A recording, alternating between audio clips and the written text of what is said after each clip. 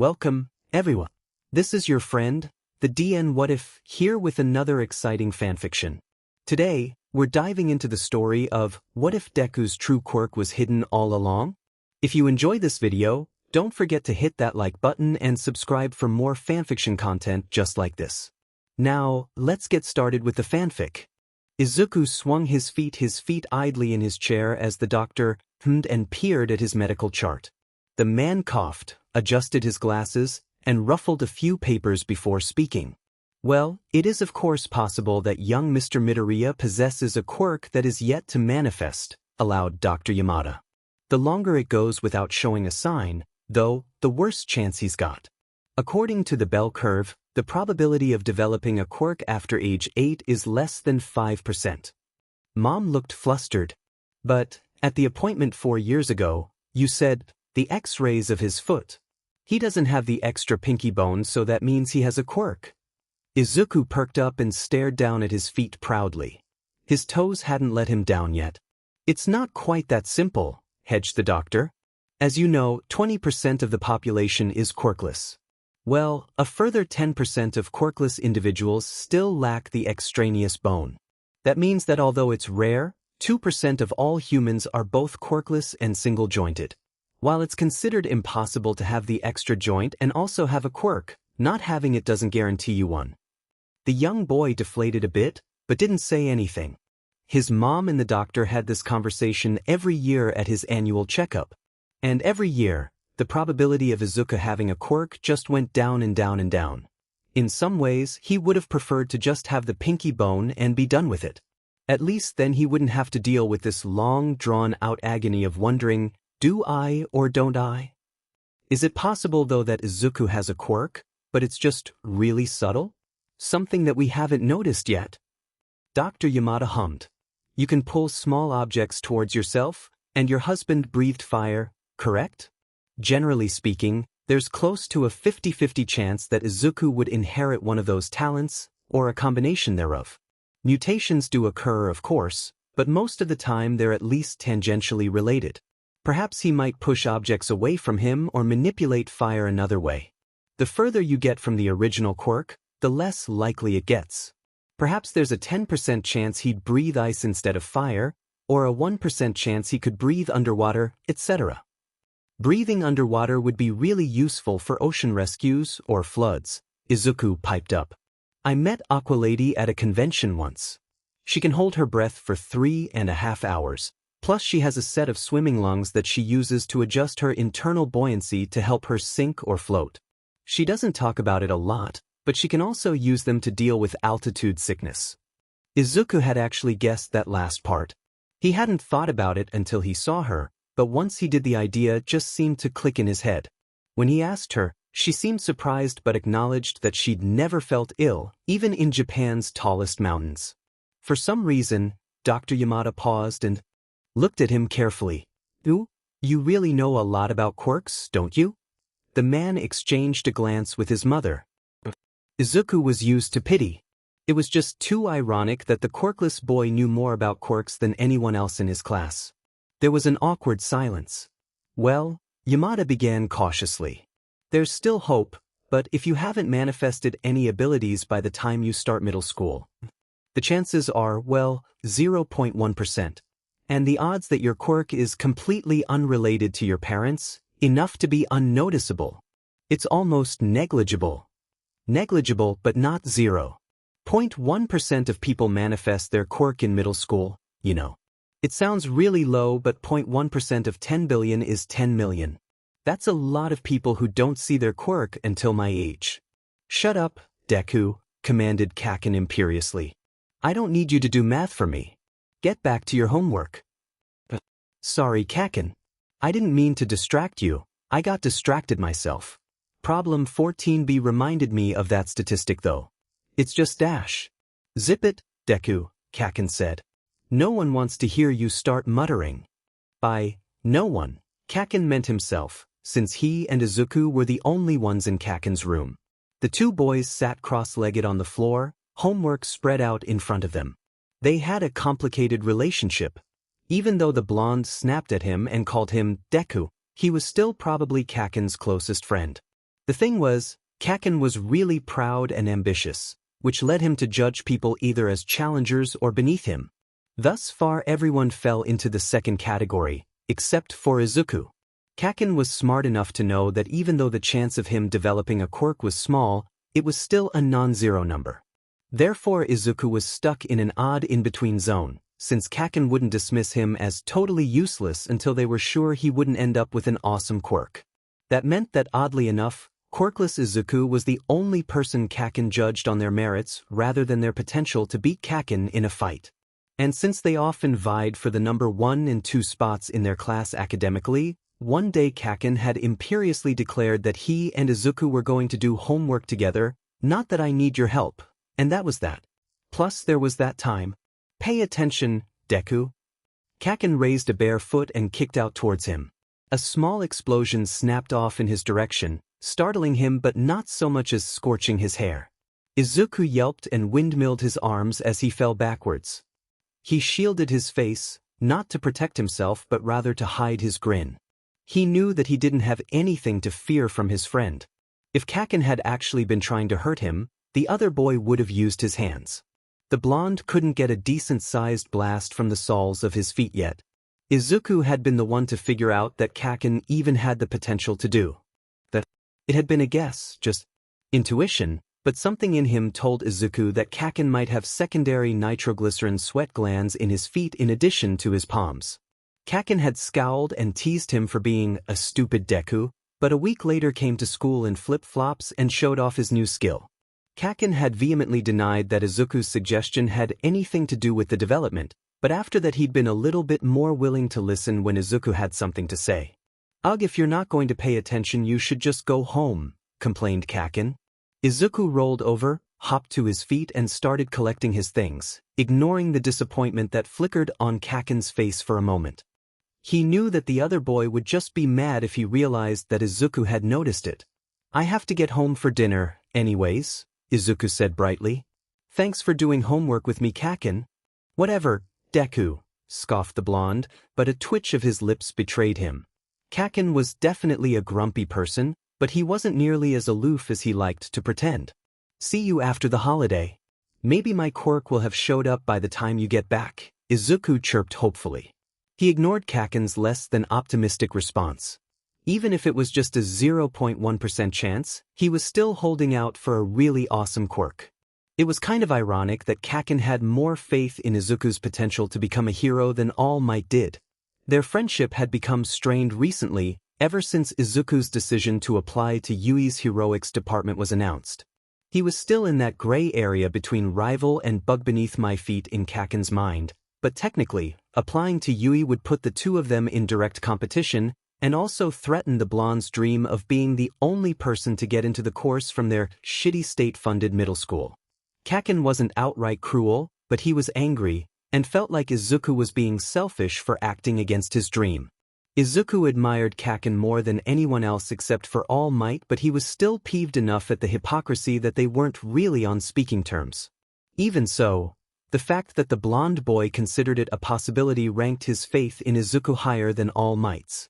The number 1 hero had been entirely unambiguous in telling him that he had no hope. In fact, Izuku was so dejected that he nearly missed the commotion entirely. Still, it was habit for him to watch villainous encounters, and he was deeply curious about what kind of quirks might be on display. As if he weren't already feeling terrible enough, the dawning realization that his utter incompetence and bullheadedness had caused the villain that All Might had captured to get free felt even worse. It was like he'd swallowed a ball of lead. God, he was so pathetic and stupid and quirkless. He was an idiot for ever thinking that he could become a hero, and an even bigger idiot for thinking that he was going to wake up one day with a quirk despite the astronomically low odds, and an even bigger idiot for being so desperate to be reassured by his hero that he caused a dangerous villain to get free. Some innocent person was going through agony right now because of him. That was the least heroic thing anyone could ever do. Kaken was right to discourage him from becoming a hero. Kaken was the one being suffocated by the green liquid monster. Looking at them, Izuku suddenly knew what was going to happen. The villain was fluid. He would fill up Kaken's lungs and squeeze himself into the empty spaces in Kaken's body, and wear Kaken like a suit. The heroes would be too afraid of hurting the boy to attack the monster, but by that point it would be too late. The villain's quirk didn't keep its victims alive. Kaken would have suffocated and died long before the man stopped using his body as a puppet. And it would all happen while he was surrounded by heroes, by people who were doing nothing. Izuku didn't understand why he was so sure, nor did he understand exactly when he made the decision to intervene. Before he even had the chance to finish his thoughts, he'd already cleared the last bystander and passed the idle heroes. He moved without even making a conscious choice to do so. Izuku was used to analyzing, measuring, comparing. Sometimes it felt like he couldn't even decide on what cereal to eat in the morning without a bar chart and a mutter storm. Nevertheless, this time his body just moved on its own, and it was too late to back out. He didn't know what the hell he was doing, but the eyes. Izuku whirled around and tossed his backpack at the villain's eye, and was rewarded by seeing it flinch. It pulled back enough for Kaken to gasp for breath. "What the hell are you doing, Deku?" screamed Kaken. "I don't know. I don't dash." His eyes met Kaken's. I couldn't watch you die." He almost started grasping at the sludge surrounding his friend, but an instinct told him that it would be futile. The villain's eyes had reared back, but Izuku's gaze caught on the mouth, which was off to the right of Kaken. Before he could think about it, Izuku swung his leg towards it as hard as he could. Gra! The slime monster screamed and flinched back even further, freeing one of Kaken's hands. Izuku grabbed it and pulled with all his strength. Kaken's upper body fell out of the villain's grasp, and the blonde immediately turned around and started blasting at it. Die, die, die, die. Kaken screamed. Izuku leapt to his feet and braced Kaken's shoulders and back. Your feet. Blast them out. The two of them shot backwards when Kaken directed the full force of both his hands and feet towards the villain. Izuku braced himself to hit the pavement, but impact never came. Instead he was caught by All Might. Never fear, for I am here, laughed the hero. Izuku worried about the man's health, but after that it was over almost instantly. In no time, he and Kaken were sitting under rescue blankets, watching the remains of the villain be collected. It was surreal to think that 10 minutes ago they'd been fighting for their lives. Kaken seemed to be in a daze as well, although the blonde was getting heaped with praise for his incredible quirk. He didn't look Izuku's way even once. Wow, kid. Milady grinned. That was really impressive. Izuku looked to his left and then his right. Oh, was she talking to me? He squeaked. Milady laughed. Yes, you. Do you have a foresight quirk or something? Oh. Izuku flushed. I was just doing what felt right. I don't have a quirk. MT Lady's expression changed faster than the hero ingenium could run. What? Quirkless? She shrieked. Izuku flinched. That had caught everyone's attention. Do you have any idea how reckless you were? How lucky you got? If your friend hadn't had such an incredible quirk. What followed was the most thorough reaming out that Izuku had ever received. Each hero there, with the exception of All Might, seemed to take turns telling him just how idiotic and lucky he'd been. Izuku burned with indignation. After all, he'd been the one to actually free Kaken, while they all stood around watching him die. Nevertheless, he knew that they were right. If one single thing had been different, like if his book bag had missed, or if the villain's mouth had been too high to kick, then he would have died immediately. Even though it had worked, it just reinforced how dumb he'd been. Yeah, maybe he could help beat one villain, but a hero couldn't keep relying on luck like that. Without a quirk, Izuku couldn't face the kinds of villains that heroes fought every day. And it was time to admit it. He was quirkless. All he'd done was make everyone mad at him. Even Kaken was furious, storming up to him after the fact to tell him off. You idiot, Deku. I was fine, snarled Kaken. I didn't need your help. You don't get to die trying to save me, okay? Kaken was as close to crying as Izuku had ever seen him. I'm the hero. Damn it, you could have dashed. Kaken cut himself off, shoving Izuku away from him. The blonde spun around and skulked away before Izuku could even respond. What? Had Kaken been worried about him? Before he could fully process that revelation, All Might jumped out in front of him. Their conversation was surreal, capping off an already unbelievable day. Nevertheless, for the rest of his life, there was one sentence that he'd never forget. "Young man," All Might said, "you, too, can be a hero." After that, Izuku and Kaken's friendship was strained. Once Kaken finally accepted that Izuku was going to apply to Yui regardless of what he demanded, they stopped speaking altogether. Izuku wished that he could do something to fix things, but quite frankly he was too busy with All Might's training regimen. In every bit of spare time he had, including during school, Izuku was working to strengthen some part of his body. Therefore, he was doing his best to enjoy the brief respite the hero was giving him. Izuku lay flat on his back in a clearing in the rubble at Dagoba Park, panting as he caught his breath. They were done for the day, but All Might wanted to pause and work on his flexibility. It was convenient, because Izuku had been trying to work up the nerve to ask the man a question for a couple of weeks now. The blonde man looked at him. "Yes, my boy?" Izuku immediately averted his gaze, finding the sand beneath him extremely interesting. "Oh, and never mind." There was a pause. "You know," mused All Might, "a hero should never back down out of fear." "No." His green curls bounced as his head snapped back up. "It's not that I'm afraid, exactly. It's just, kind of rude." "Well, go on," All Might encouraged him. "I doubt you'd say anything truly rude, so it can't be that bad." Izuku blushed. "It's just that." He took a breath. "One for all is a stockpiling quirk." Izuku immediately ducked his head and tried not to tremble. The silence lasted long enough that he dared to peek through his fringe. All Might was gaping at him. You mean I'm right?" squeaked Izuku. He'd known he was right. He had an excellent intuition for quirks. Still, the secret about All Might's quirk was one of the greatest mysteries of modern heroics. Finally, the man spoke. "What makes you think that?" All Might's encouraging tone made him feel a bit braver, so Izuku raised his head again to meet his mentor's eyes. "Well," Izuku began tentatively, "it's just that everyone says you can't have a stockpiling quirk because you don't show any of the weaknesses of one. The stockpile, well, it runs out and your energy never does. But they don't know what I do." Izuku was on a roll now. He was a hero fanboy of epic proportions, and he rarely had an audience as attentive as All Might. "You said that one for all was passed down from user to user, getting stronger and stronger.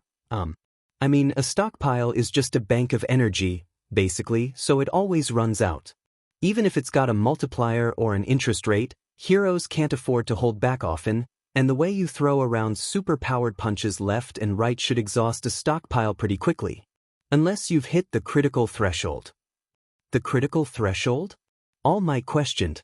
Izuku had a feeling it was rhetorical, but he was too excited to hold back. "Yeah. It's like, the stockpile is a bank, and like any bank it has an interest rate. If you've got 100 energy dollars and a 0.1% daily interest rate, then you wake up with $100.1. It doesn't sound too impressive, but if you've got $1 million, then you get $100 every day. The critical threshold is when you have some withdrawal limit. If your withdrawal limit is $100 a day, then the bank account is functionally infinite. Your account never loses money. And that's what's so sneaky about one for all. A normal person with a stockpile quirk is limited by the amount of energy they have in their stockpile, not the amount that they can take out. But the whole reason we're training like this is to prepare my body to handle the quirk. That means there's more energy in one for all than I could possibly use, maybe even more than you could possibly use. That's why your strength seems infinite. The previous wielders put so much energy into the stockpile that your withdrawal limit, the amount of energy your body can handle, never exceeds the interest rate. Plus, All Might was an enigma. He was singular. If there had been a whole line of people just like him, everyone would know. Instead, he was a hero that just appeared one day and changed the whole world. It didn't make any sense, unless All Might himself reached the critical limit. One for all would have been powerful before hitting the critical threshold, but nothing like the unlimited energy source it became afterwards. He was distracted from his thoughts, had he been muttering, by All Might's booming laugh. Young Midoriya, I constantly find myself surprised by you. Your perceptiveness is an incredible pleasure. Izuku's blushed, but it was quickly tempered when All Might's gaze turned solemn. I planned on waiting to tell you this, but since you've guessed so much of it already.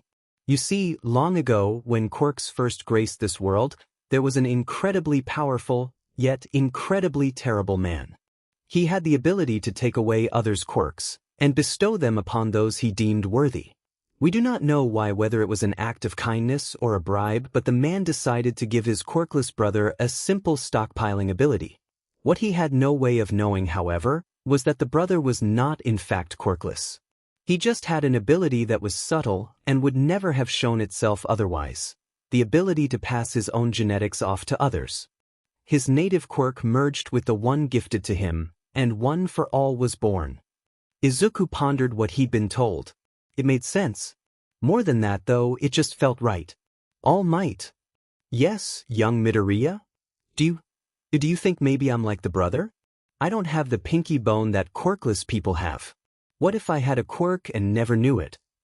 All Might hummed, considering the question. I think, my boy, that it doesn't matter. I didn't choose you as my successor for any skills or attributes you may or may not have. I chose you because you have the spirit of a true hero. It makes no difference to me whether or not you have a quirk, subtle as it may be. All that matters to me is in here. Izuku stumbled backwards as All Might tapped him on the chest, over his heart. He worried his lower lip, trying to suppress both his smile and the tears that threatened to spill. No one had ever told him that he mattered, that there was something intrinsic to him that was more important than any quirk. All his life, it had just been a challenge to be seen beyond his lack of a quirk. But All Might, his greatest hero, had done so, and saw something in him so admirable that he wanted to make Izuku his successor. It was almost overwhelming. I swear, All Might, I won't let you down. I'll work harder, twice as hard, until I'm worthy of One for All. And then, I'll be the best hero ever. All Might smiled at him, but it was different from the grin Izuku had seen countless times on the TV. Those other smiles didn't look half as proud. Of that, my boy, I have no doubt. His days passed in a haze of sweat and hard work, and before he knew it, Izuku was standing in a fully cleared beach, readying himself to receive All Might's power. After swallowing the gross, Izuku could almost immediately feel a difference. It was like a fluttering sensation in his stomach that was slowly spreading out through him. I feel it, mumbled Izuku incredulously. You do? Asked All Might. It should take a couple of hours at least, just enough time to work its way through you before your exam. Izuku rubbed the back of his head. I mean, I don't think I could go punching down mountains or anything, but I feel different.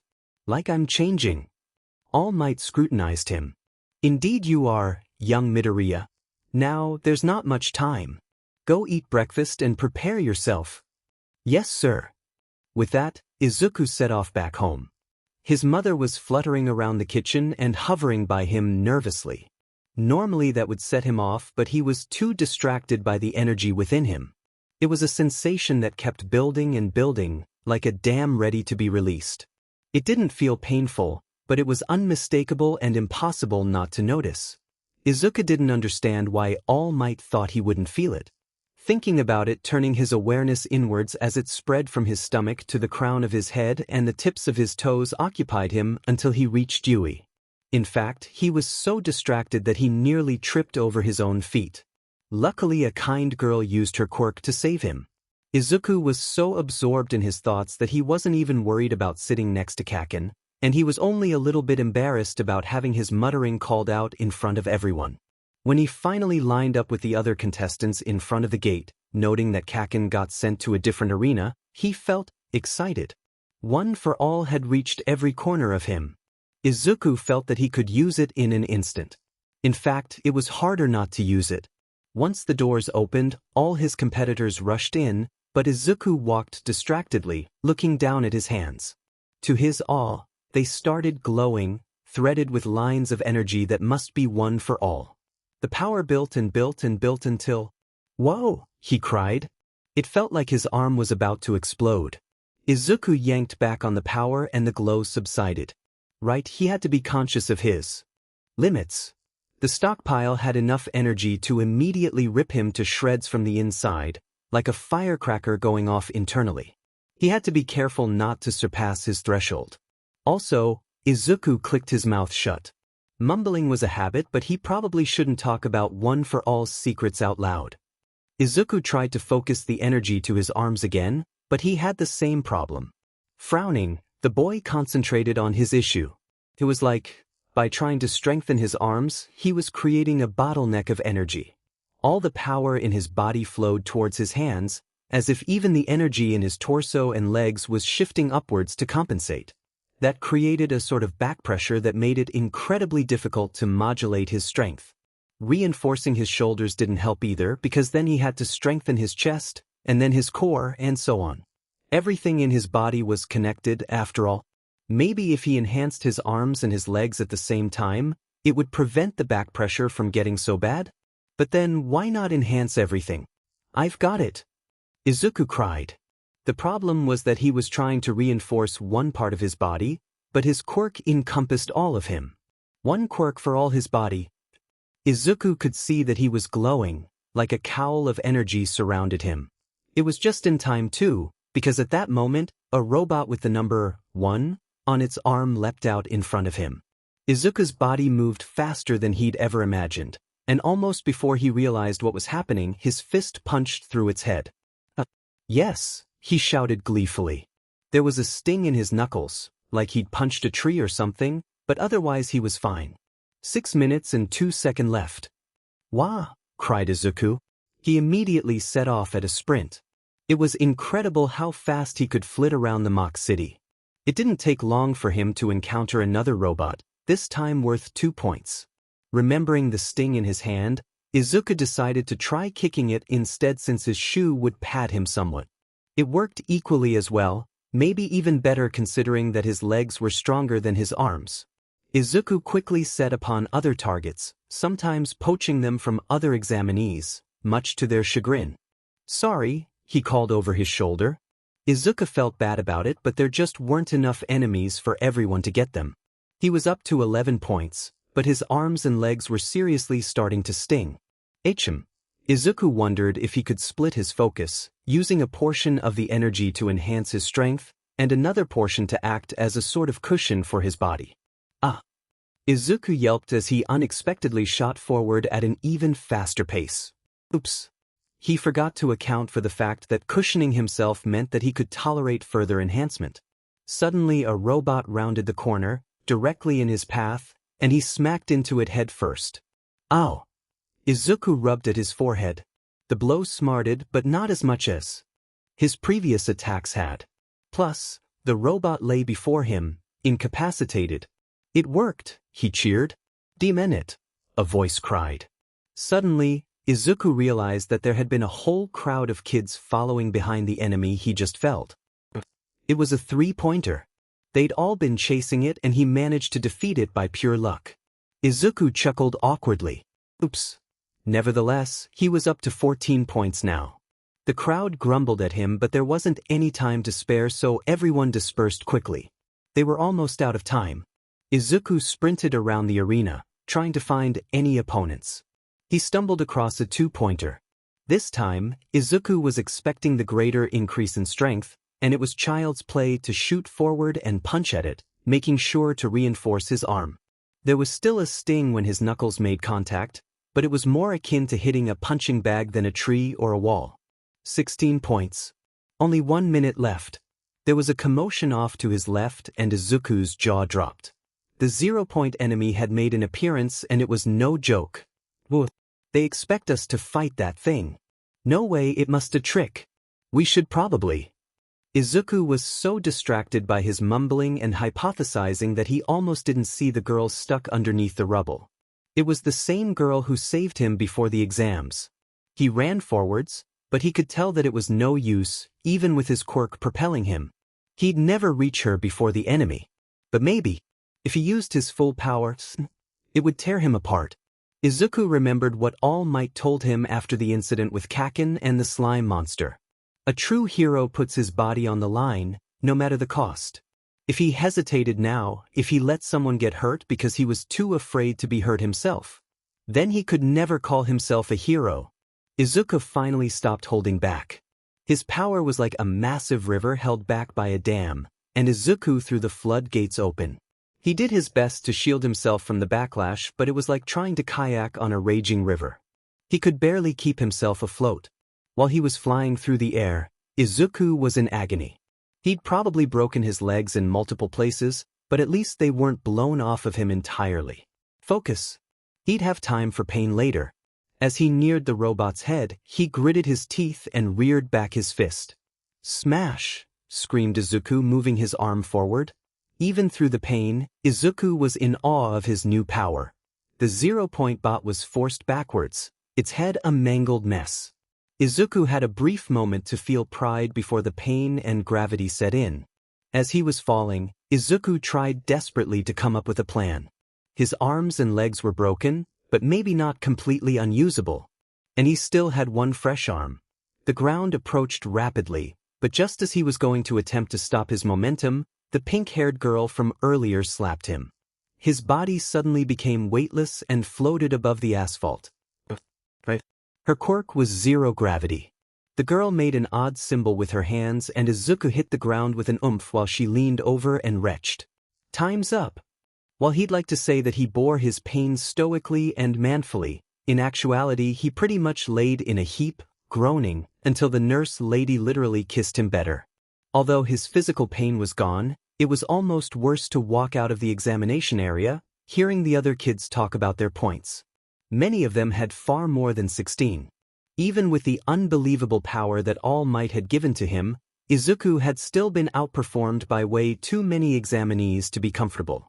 Maybe his less than impressive practical score would be offset by the written examination.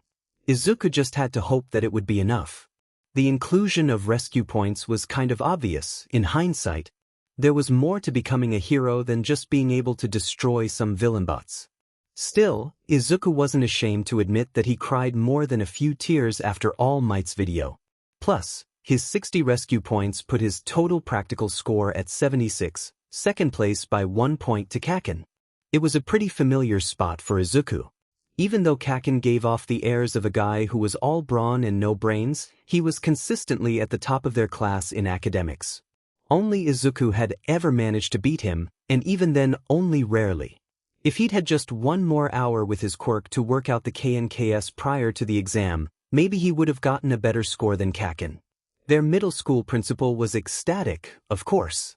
Not one, but 2 of his students had been accepted to the most prestigious high school in the nation. Izuku listened to the man gush with one ear. The rest of his focus was on Kaken, who seemed pensive. Izuku would take pensive, that was better than angry. When the principal let them go, he and his friend walked side by side out of the building, though no words were exchanged. Izuku couldn't help but vibrate a bit with nervousness. Kaken's reactions were always hard to predict. It had been a long time since he reacted universally with rage, at least when Izuku was involved, but this was serious business. Plus, 10 months of silence was enough time for his friends personally to change a little. When he couldn't handle the silence any longer, Izuku blurted, "Are you mad at me, Kaken?" The blonde didn't look at him or stop walking. "I did tell you not to apply to Yui, Deku." Surprisingly, the words weren't barked or strained. Rather, it was almost as if Kaken was talking about the weather. Izuku ducked his head. He couldn't think of anything to say in response. He couldn't say sorry, because in truth he wasn't sorry. Not at all. Eventually, Kaken stopped and turned towards him. "Your quirk finally showed up." It wasn't a question. Kaken wasn't stupid. He must know that there was no way quirkless Deku could manage to beat enough villain bots to get 16 points, let alone 60 rescue points. Izuku raised his eyes to meet Kaken's gaze. He was going to be a hero. He could have one awkward conversation without flinching. "Yeah," agreed Izuku. "It's an augment-type quirk. I get physically stronger, but if I over-enhance myself I end up breaking bones. That's why I've been working out for a while. My main limitation is the strength of my body. I got my rescue points by beating the 0-point bot to save someone, but broke both my legs and my right arm." Kaken stared at him stoically for a moment. That's nothing like either of your parents' quirks. Normally, that statement would fluster Izuku quite a lot. He wasn't exactly the coolest cucumber in the grocery store. However, that was one observation that Izuku was well prepared to answer. He expected that he'd get that question many times throughout his life. Famous heroes had biographies written about them, after all. The chance of getting a quirk unrelated to your parents is small, but not as small as developing it as late as I did. Mused Kaken. You started working out so much right after that slime villain thing. So it manifested right after that. Izuku stayed quiet. It wasn't exactly right, but it was convenient. Even though he hadn't gotten one for all that day, that had been the moment that changed the trajectory of his life, so it was almost the same thing. T-Sich, typical. I was supposed to be the only one from this shitty middle school to get into UE. It was going to be my hero origin story. Instead, you effing trying to save me from that dumbass sheet of a villain awoke your quirk. I'm just the FNG damsel in your origin story. Kaken, protested Izuku weakly. Smoke was starting to drift up from Kaken's palms. The blonde's gaze was intense. Listen here, Det. I am no one's side character. I beat you on the entrance exam, and I'm always going to beat you at UE, so don't get your hopes up. Izuku stood dumbfounded while Kaken stalked away. After about 20 meters, the blonde turned back and scowled at him. What the hell are you dawdling for, Deku? Startled, Izuku found himself jogging forward before considering what the heck he was doing. Aren't you mad at me? Kaken scoffed. I'm effing furious, nerd. He glanced at Izuku before muttering grudgingly, but you've always been a decent challenge in school. Keeps me sharp. I don't see why that should change in high school. Izuku grinned, turning away so that Kaken didn't see his pleased expression. He was pretty good at translating Kaken essay, and that statement meant something along the lines of, it wasn't my plan, but you're my friend, and if anyone had to get into UE, I'm glad it was you. Maybe he should just count his blessings and let it go, but Izuku had no intention of being in Kaken's shadow forever. Kaken, Izuku said. You need to understand. He slowed to a stop, looking Kaken in the eyes so that the other boy could see how serious he was. My dream is to be the #1 hero. You're amazing, but my goal is to beat you. Izuku raised a clenched fist. And I'm going to keep working harder and harder in order to win. So, you'd better watch your back, because I'm not going to slow down. If he thought his words would enrage Kaken, then he was mistaken. Instead, the blonde grinned, though the smile had a vicious edge to it. You can try, You can try. Dagoba Beach was pretty at night. Izuku felt a jolt of pride when he realized that it was only pretty because of him, because of what he'd done to make it that way. All in all, Izuku was walking on clouds. He'd gotten second place in UE's entrance exams, and his mentor was the coolest hero to ever have lived. So maybe he wasn't paying as much attention to his surroundings as he should have. All Might, he called out jubilantly. What, All Might? Where? Oops. It took a second to rectify his error, but then he and All Might could talk uninterrupted. Midoriya, boy, I'm so proud of you. You did better than I ever could have imagined. Well, that was it. His poor mother would have to pick out coffins for her only son because Izuku was dead. Completely dead. He'd somehow ascended straight to heaven without even realizing that he'd escaped his earthly chains, because there was no way this was real life.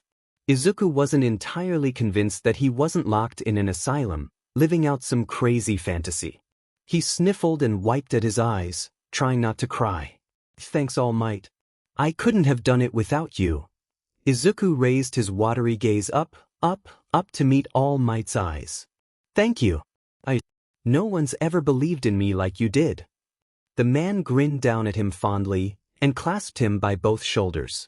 Young Midoriya, all I did was give you the means to fulfill your potential. The hard work was all yours. You earned your spot at UE. I wasn't involved in the scoring at all. Truthfully, my boy, you were incredible. I never imagined that you'd be so natural at using one for all. You grasped its intricacies instantly. All Might, I just did what felt right. Izuku still wasn't entirely convinced that this wasn't a dream. The man chuckled and tousled his hair. You've got excellent instincts, young Midoriya. That will take you far. Now the only challenge is training up your body to match. Yes, sir. Izuku sobered and nodded with conviction. The difference between the power I was using through most of the test and the full power I felt when I fought the 0-point bot, it was incredible. All Might tapped at his lips thoughtfully. Indeed. I was blown away that you could modulate its power at all, so soon after receiving my quirk. Still, the energy you were using in the beginning, do you feel like that was the most you can channel without harming yourself? Izuku felt his power thrumming just under the surface of his skin. It was hard to believe that all that force could be contained just by his body. I was able to push my limits a little bit by using some energy to sort of cushion myself and reinforce my body, but I don't think that I could use any more power without breaking my bones and stuff. All Might blinked, surprised. Hm, what an excellent idea. Forget one for all, your real power is up here. He tapped Izuku on the forehead. Izuku blushed. Still, I'd say that if what you used against the 0-point bot was 100% of your strength, then what you were using stably was about, 5% of that. Maybe you can eke out a few more percentage points with that trick of yours. And the only way to bring that up is to make my body stronger and stronger, right? Got it in one. Over time, your body will be able to handle a greater proportion of your power. Also, your maximum strength will increase as well. Your 100% is a long way off from my 100%, after all. I thought that I'd have to spend most of our time teaching you control, but luckily we can focus all our energy on training your body. You'll see, young Midoriya. Soon, you'll look back and be amazed at how far you'd come. I'm already amazed, All Might. I promise that I'll work harder than ever. Izuku knew that he still had a long way to go. Thought he could see it? Midoriya Izuku, number 1 hero. To say that Izuku was excited for his first day at Yui would be a major understatement. He was practically vibrating, but he tried to keep himself contained. Can you believe it? We're going to be taught by a real pro hero. I wonder who it'll be? It would be so cool if it were present Mike, don't you think? Oh, I heard that Midnight teaches there too. If she were our homeroom teacher, I don't think that I could ever answer a question. I'd be way too embarrassed. I'm way too embarrassed to be seen out in public with you right now, Deku. Sorry, Kaken. The two of them were on the commuter train that would stop close to Yui. He and Kaken had resumed their tradition of walking to and from school together, now that their friendship was mostly repaired. Although they were talking to each other and hanging out again, they were still trying to figure out exactly how they fit together. Case in point, Izuku had been so busy musing about their first day that he didn't realize that they'd come to a stop. It wasn't their destination, but Izuku was blocking the exit. Ugh, complained Kaken, before he grabbed Izuku's upper arm and pulled him until they were flush, shoulder to shoulder. Kaken's hand lingered for a second before dropping and brushing against Izuku's thigh. It was completely normal for even complete strangers to have to squish together on the train during rush hour, but Kaken still blushed slightly. Sorry, Izuku called towards the passengers that he'd been blocking. Stop yelling in my ear, Deku, grumbled Kaken. Oh, sorry, Izuku whispered. And stop apologizing so much. You'll never be a pro hero if you can't grow some guts. Kaken leaned against him a little bit though, almost as if to take the sting out of his words. Right? Kaken had never been physically demonstrative with him, or anyone really. Recently, however, Izuku noticed that Kaken touched him more often. He'd knock shoulders with Izuku, or nudge him with his elbow, or like just now, grab him and move him rather than just tell Izuku to move. It was definitely odd but also kind of nice, so Izuku made sure not to comment on it. Kaken was easily embarrassed, even if he rarely showed it, and would probably stop if he knew Izuku had noticed. Izuku continued chattering until they got into Yui's main building.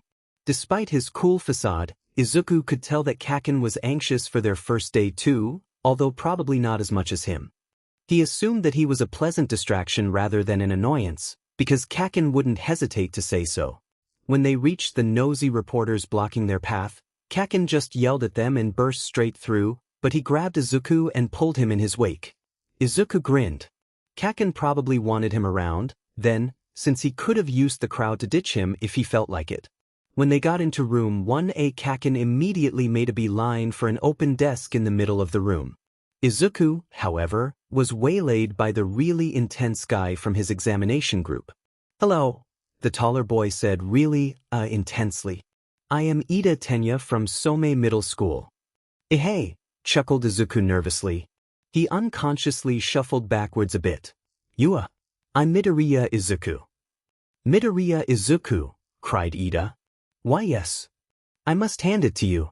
You intuited the true nature of the practical examination." Ida turned away slightly, gritting his teeth and clenching his fist. Izuku inched backwards, but Ida shifted closer. "Meanwhile, I had no idea. I completely misjudged you. Midoriya, I must apologize for speaking to you so disrespectfully when Present Mike was explaining the rules. Clearly you were uncovering the true challenge while I allowed myself to be distracted. Please dash." "Will you shut up?" grunted Kaken. Izuku had backed up so far that he'd hit Kaken's desk. "You're giving me a headache." Ida gasped. "How can you speak to a fellow classmate so rudely? And get your feet off your desk." Seeing his opportunity to escape, Izuku cautiously sidestepped the taller boy and crept backwards. Izuku met Kaken's eyes and mouthed, "Thank you." Kaken just scoffed and turned his head to the side, clearly ignoring both Izuku and Ida. After that, he met the girl from the practical exam, whose name he still didn't know considering that they were interrupted by their, rough-looking sensei. The man, Aizawa, must be a pro, but Izuku had no clue who he was. Considering Izuku's obsession with heroes, that said something. Either this guy was really, really good at being sneaky, or so bad that Izuku'd never heard of him. The latter was virtually impossible, because Izuku knew everyone in the hero circuit. He'd give his teacher the benefit of the doubt. Plus, he had a feeling that Aizawa was the real deal, and he'd learned to trust his instincts. Before Izuku could get his bearings, Mr. Aizawa was herding them into their P uniforms and out onto the field. Apparently they were going to have a quirk assessment test, with a lot of exercises they did in middle school, except this time they could use their quirks to boost their scores. The teacher had Kaken demonstrate, and Izuku goggled at how far his friend was able to blast the softball. "Whoa, that's amazing, Kaken. Good work," gushed Izuku. "That was nothing, Dek. Next time I'll get 800 meters, grumped Kaken, but he looked pleased at the praise. "Oh," Mr. Aizawa added nonchalantly. "And whoever places last overall will be expelled." The students stared at him. "You're joking, right?" one brave red-headed boy asked. Mr. Aizawa just smiled at them humorlessly. "This isn't a game. You're all training to be heroes. It's a cutthroat profession, with a very real chance of being hurt or killed. No one will go easy on you in the real world, so don't expect me to go easy on you here." The teacher met Izuku's eyes. "Besides, Yui has a reputation to maintain. We accept the best, but we only graduate the best of the best. We've got no interest in putting out inferior heroes just because you were lucky enough to make it past a few robots." Their teachers stared at them silently long enough for that statement to sink in before starting them on the 50-meter dash. Izuku was impressed by the creativity his classmates displayed using their quirks. Kaken blasted himself like a missile, of course, but one boy propelled himself with a laser in his navel, and a girl somehow pulled a rocket-powered bicycle out of her body and smoked her partner. Izuku took the opportunity to marvel at the scene. He'd never seen so many incredible quirks used openly like this.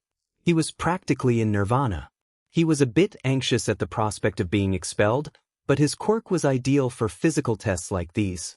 Indeed, when his turn came, Izuku handily beat his partner, a girl who strongly resembled a frog. "Wow," she cheered. "Your quirk is awesome, Ribbit. I'm pretty sure Ida's the only one who was faster than you, and speed's kind of his thing, you know." Izuku chuckled sheepishly. No, the girl with the creation quirk was faster than both of us, actually." His partner grinned. "Still, you should have no problem on these tests. I'm Azui Tsuyu, by the way, but call me Tsuyu." "Oh." Izuku couldn't help but smile as well. "I'm, Midoriya Izuku. Nice to meet you, Azui." "Tsuyu," she corrected firmly. "Right, sorry, Tsuyu." Quit dawdling, called Izawa. Didn't I say that you all aren't here to make friends? Sorry, sensei, the two of them replied.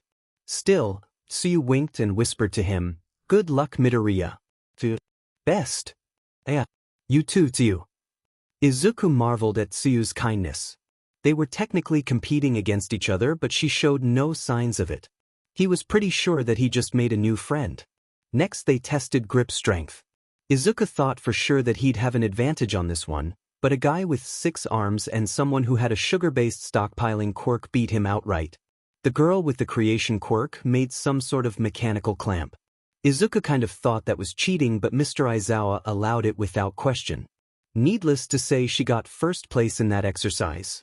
Izuku grew increasingly disquieted as that pattern repeated itself. He always did well, consistently placing in the top 5, with the exception of the standing long jump. There were tons of people in the class who could rocket themselves through the air, or glide, or turn themselves weightless, or leap like a frog, etc. A few other students had things that they excelled at, something that truly distinguished them.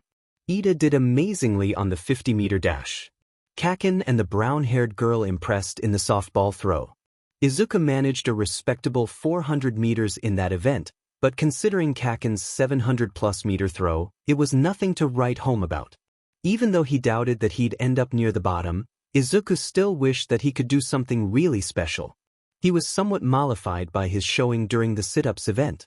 His strength-to-weight ratio was by far the greatest in the class, and Izuku had access to a virtually unlimited energy source. It wasn't too complicated to tweak his ability a little bit, sacrificing peak strength in favor of endurance. Izuku continued doing sit-ups long after everyone else had finished, until Mr. Izawa got bored. Alright. You win this one, Midoriya. I'll just mark you down as infinity and move on. Geez. For someone who'd threatened to expel a student based on their exam marks, Mr. Izawa didn't seem to actually care that much about their results. He acted like the whole charade was just one big inconvenience to him. Nevertheless, that was one event at least that Izuku excelled at. The endurance run went similarly. That girl with the creation quirk beat him, but only because she remade the motorized bike that won her the 50-meter dash. Izuku understood that it was a quirk assessment test, but surely it wasn't fair for one student to have a motor scooter while everyone else had to run. The tests ended with the sitting toe touch, where Izuku embarrassed himself by placing dead last in the class. His training had optimized physical strength, often at the expense of flexibility. Plus, there was a student who could actually grow longer limbs. He couldn't compete with that. At the conclusion of the events, Class 1A gathered anxiously around Mr. Izawa, who posted the results without fanfare. 1. Yayoro Zumomo. 2. Todoroki Shudo. 3. Bakugo Katsuki. For Ida Tenya. 5. Tokoyami Fumikichi. 6. Shoji Mizo. 7. Midoriya Izuku. 8. Ojiro Mashireo. 9. Kirishima Eijiro.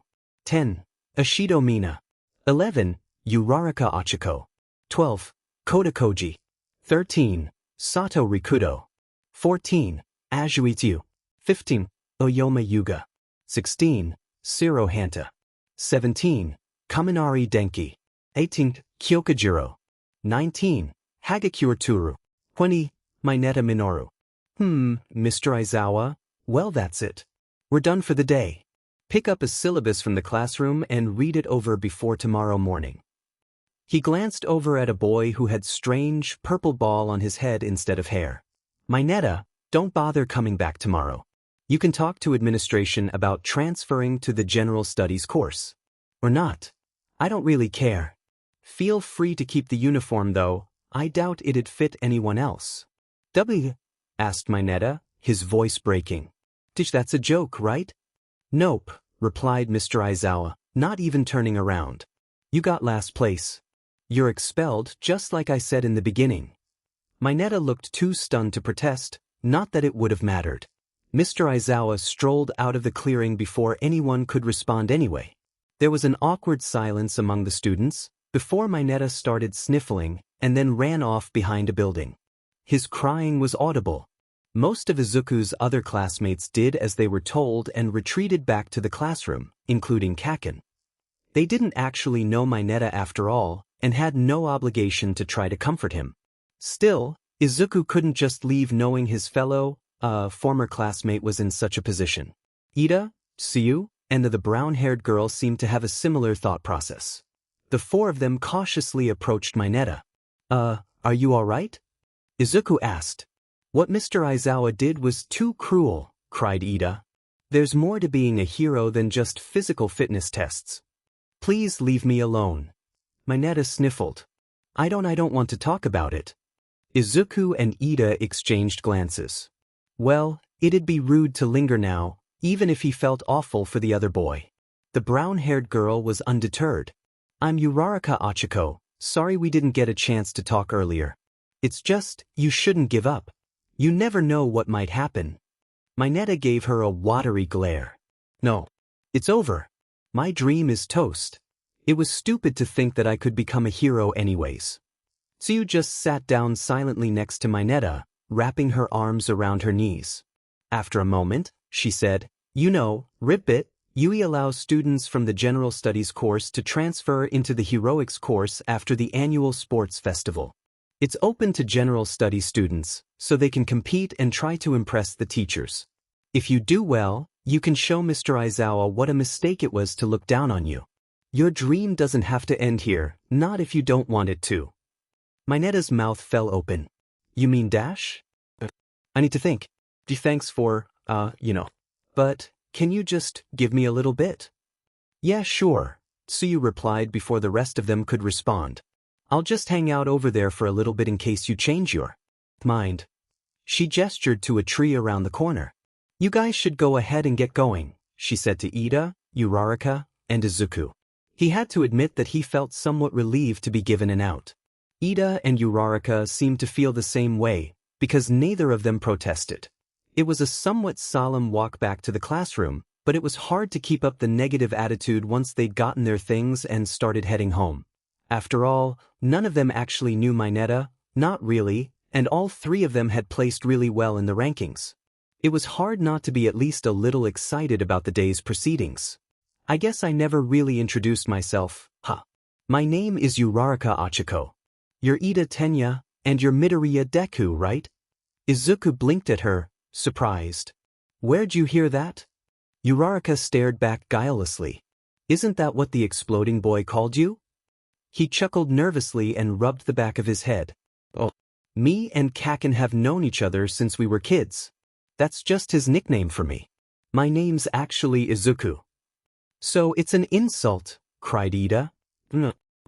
Well, Kaken's pretty good at making anything he says sound like an insult, so I see where you'd get that impression. Plus, it actually had started as an insult, during a phase when Kaken had been really mad at him. But then they made up and Kaken punched a kid in the grade above them who called him Deku snidely. But Kaken doesn't even bother learning most people's actual names.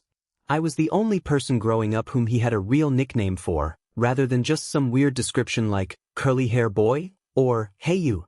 I like it, declared Uraraka brightly. It kind of gives off a you can do it vibe. Oh, Izuku blushed. You can call me Deku if you want. Before Uraraka could respond, they'd reached the train station and found Kaken leaning against the wall next to the door. Finally, he sighed gustily. Took you long enough, Deku. Why were you wasting time with these extras? Extras? Ida sputtered indignantly. Izuku felt his face morph into a horrified expression. Kaken, don't be so rude. Ida and Uraraka are really nice. Whatever. Kaken grabbed Izuku's wrist and dragged him off in the direction of their train home. Izuku craned his head around and waved at his new friends. Bye Ida. Bye Uraraka. Sorry about Kaken. I'm sure he didn't mean it. Actually, he was sure that Kaken did mean it, but sometimes a white lie was superior to the truth. See you tomorrow. Bye Deku. Uraraka called back. She calls you Deku? Muttered Kaken once they were out of earshot. He honest-to-God pouted, although he'd probably claim it was a scowl. Izuku managed to repress his laugh, but couldn't stop his eyes from rolling upwards. Well, Maybe if you didn't call me that before anyone even knew my real name, it wouldn't have stuck. Whatever. Kaken tugged on his wrist a bit, making him stumble. Izuku grinned. That meant that he couldn't think of an adequate verbal response. 1 point to Deku. If any of them call me effing Kaken, though, I'll effing kill them. Izuku chuckled sheepishly, but he felt warmed by the fact that Kaken hadn't ever had a problem with Izuku using that nickname. Don't worry, Kaken. I'm pretty sure that no one would be so familiar with you. He was pretty sure their classmates would be too intimidated by Kaken's prickly exterior to call him such a casual nickname. Izuku grinned and leaned his shoulder against Kaken's, since that was apparently something they did now. Today was pretty exciting, don't you think? It was amazing seeing everybody's quirks. I'm kind of intimidated by Mr. Aizawa. I can't believe that he expelled a student on the first day. Kaken rolled his eyes. What are you worried about? You scored in the top half of the class. Izuku blushed and grinned down at his shoes. Kaken must have looked for his ranking, since his own spot was higher. If he'd just been scanning the board from the top down for his own name, he would have stopped before seeing Izuku's ranking. They boarded their train and stood together by the doors. Izuku held onto the pole in the middle, and Kaken grabbed the handle of Izuku's backpack, resting the rest of his arm on the bag. Izuku beamed at him. This was probably the closest Kaken had ever been to slinging an arm around him. The blonde scowled and looked to the side, but he didn't move away at all. Only Kaken could make a scowl look pleased. Hey Kaken, said Izuku shyly. The other boy didn't respond, but he glanced over so Izuku knew he was listening. Thanks. For what? Kaken asked gruffly. For being my friend. Kaken huffed and tugged on his backpack so that Izuku's shoulder was pressed to the other boy's chest. Whatever, that. You're all right, Kaken said, as if he weren't basically hugging him. Izuku grinned and stared down at where his hand was gripping the support pole, so that he wasn't tempted to comment on the hint of red dusting Kaken's cheeks. Their first day had been exciting, for all the stress and drama. Izuku couldn't wait to see what the rest of the school year would bring. Over the next few days, Izuku settled into his new high school routine. In the mornings, it was just like any other school. They were taught English by Present Mike, along with all sort of normal subjects. However, their afternoons were dedicated entirely to hero work. For at least an hour every day they had a physical conditioning class conducted by All Might. It was beyond bizarre to see his mentor dressed up in a tweed suit, trying to pass himself off as a normal teacher. However, Izuku managed to look kind of cool and aloof for once. He was one of the few students able to talk with All Might without stammering. Luckily Izuku had the benefit of being coached by All Might for nearly a year, else he'd be the biggest fanboy of them all. Course, the afternoon hero courses weren't just physical. They also learned about laws and regulations of heroics, how to run a hero agency, and first aid, amongst other things. Plus, every once in a while, they'd have a special event, kind of like the one happening tomorrow. Aren't you excited, Kaken? Battle training sounds really neat. I wonder what All Might's going to have us do. I'm looking forward to crushing all those extras in our class, yeah. Izuku turned his gaze skyward in exasperation.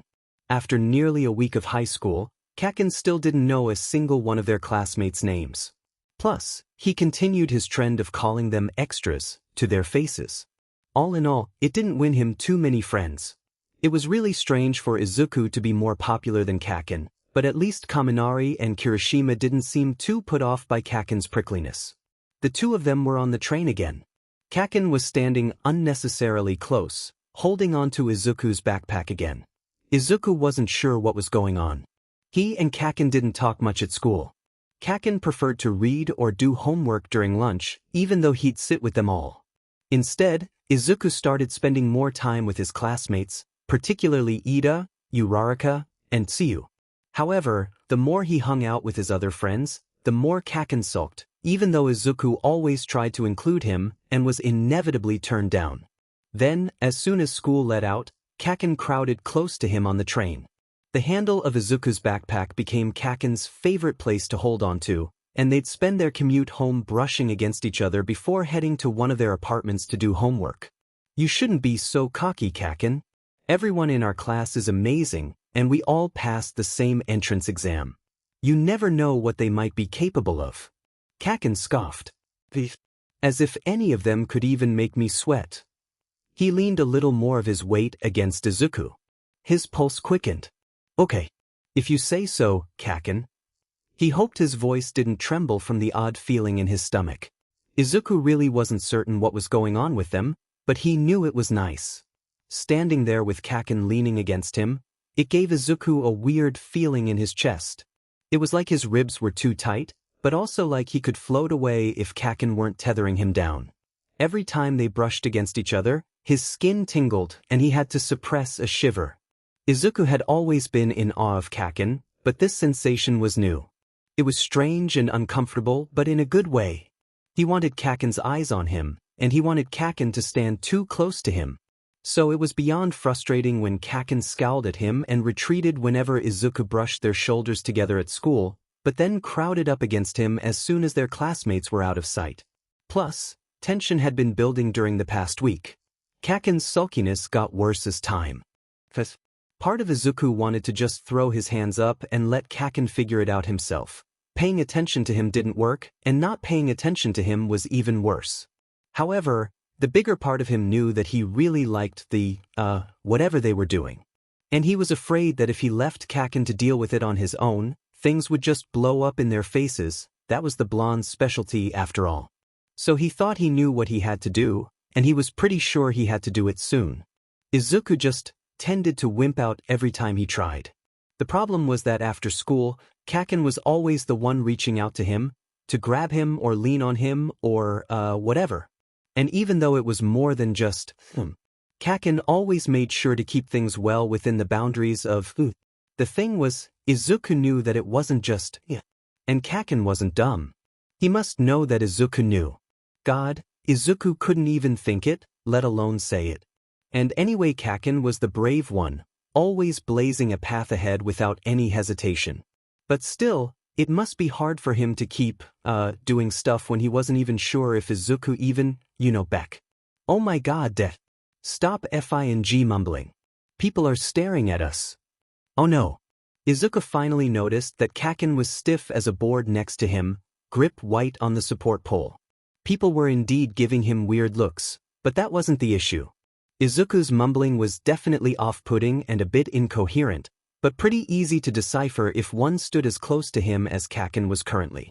His face burned and was probably glowing like a neon light. If he'd said all that out loud, if Kaken had heard all that, then there was a difference between Kaken probably knowing that Izuku knew and knowing that Izuku knew. Out of the corner of his eye, Izuku could see Kaken's jaw clench and feel him start to shift away to put space between them. Before he could think about it, or consider the pros and cons and do in-depth analysis, most importantly, before he could wimp out, Izuku's arm wrapped itself around Kaken's waist. Oh god.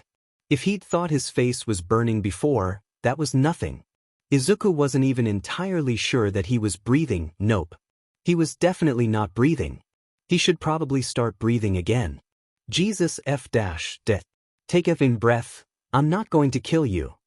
Izuku in a lungful of air, and dared to peek at Kaken through his fringe.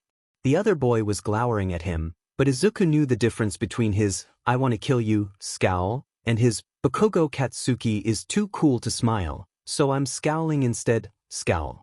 Once the terror abated, Izuku started to feel good. Really good, actually. He didn't even notice that he was beaming at Kaken until the blonde blushed and looked away. It's just a hug, Deku, not $1,000,000, Kaken muttered. It, kinda feels like $1,000,000 to me, Izuku admitted shyly. Kaken stared at him before barking. I'd a laugh. Deku, that was the cheesiest shit I've ever heard in real life. Except, Kaken shifted his arm so that instead of grabbing onto his backpack, it was slung around his shoulders. Izuku counted it as a win.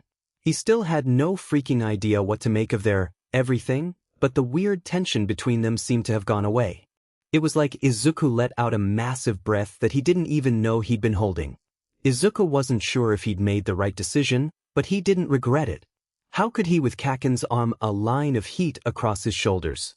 Still, this might make everything go up in flames. Izuku shivered when the train hit a bump, causing Kaken's grip to tighten reflexively. Well, whatever happened, Izuku was going along for the ride. Their commute into school the next day was really nice. When Izuku bid goodbye to his mom and clomped down the stairs to the ground floor of his apartment complex, he found Kaken waiting for him out front.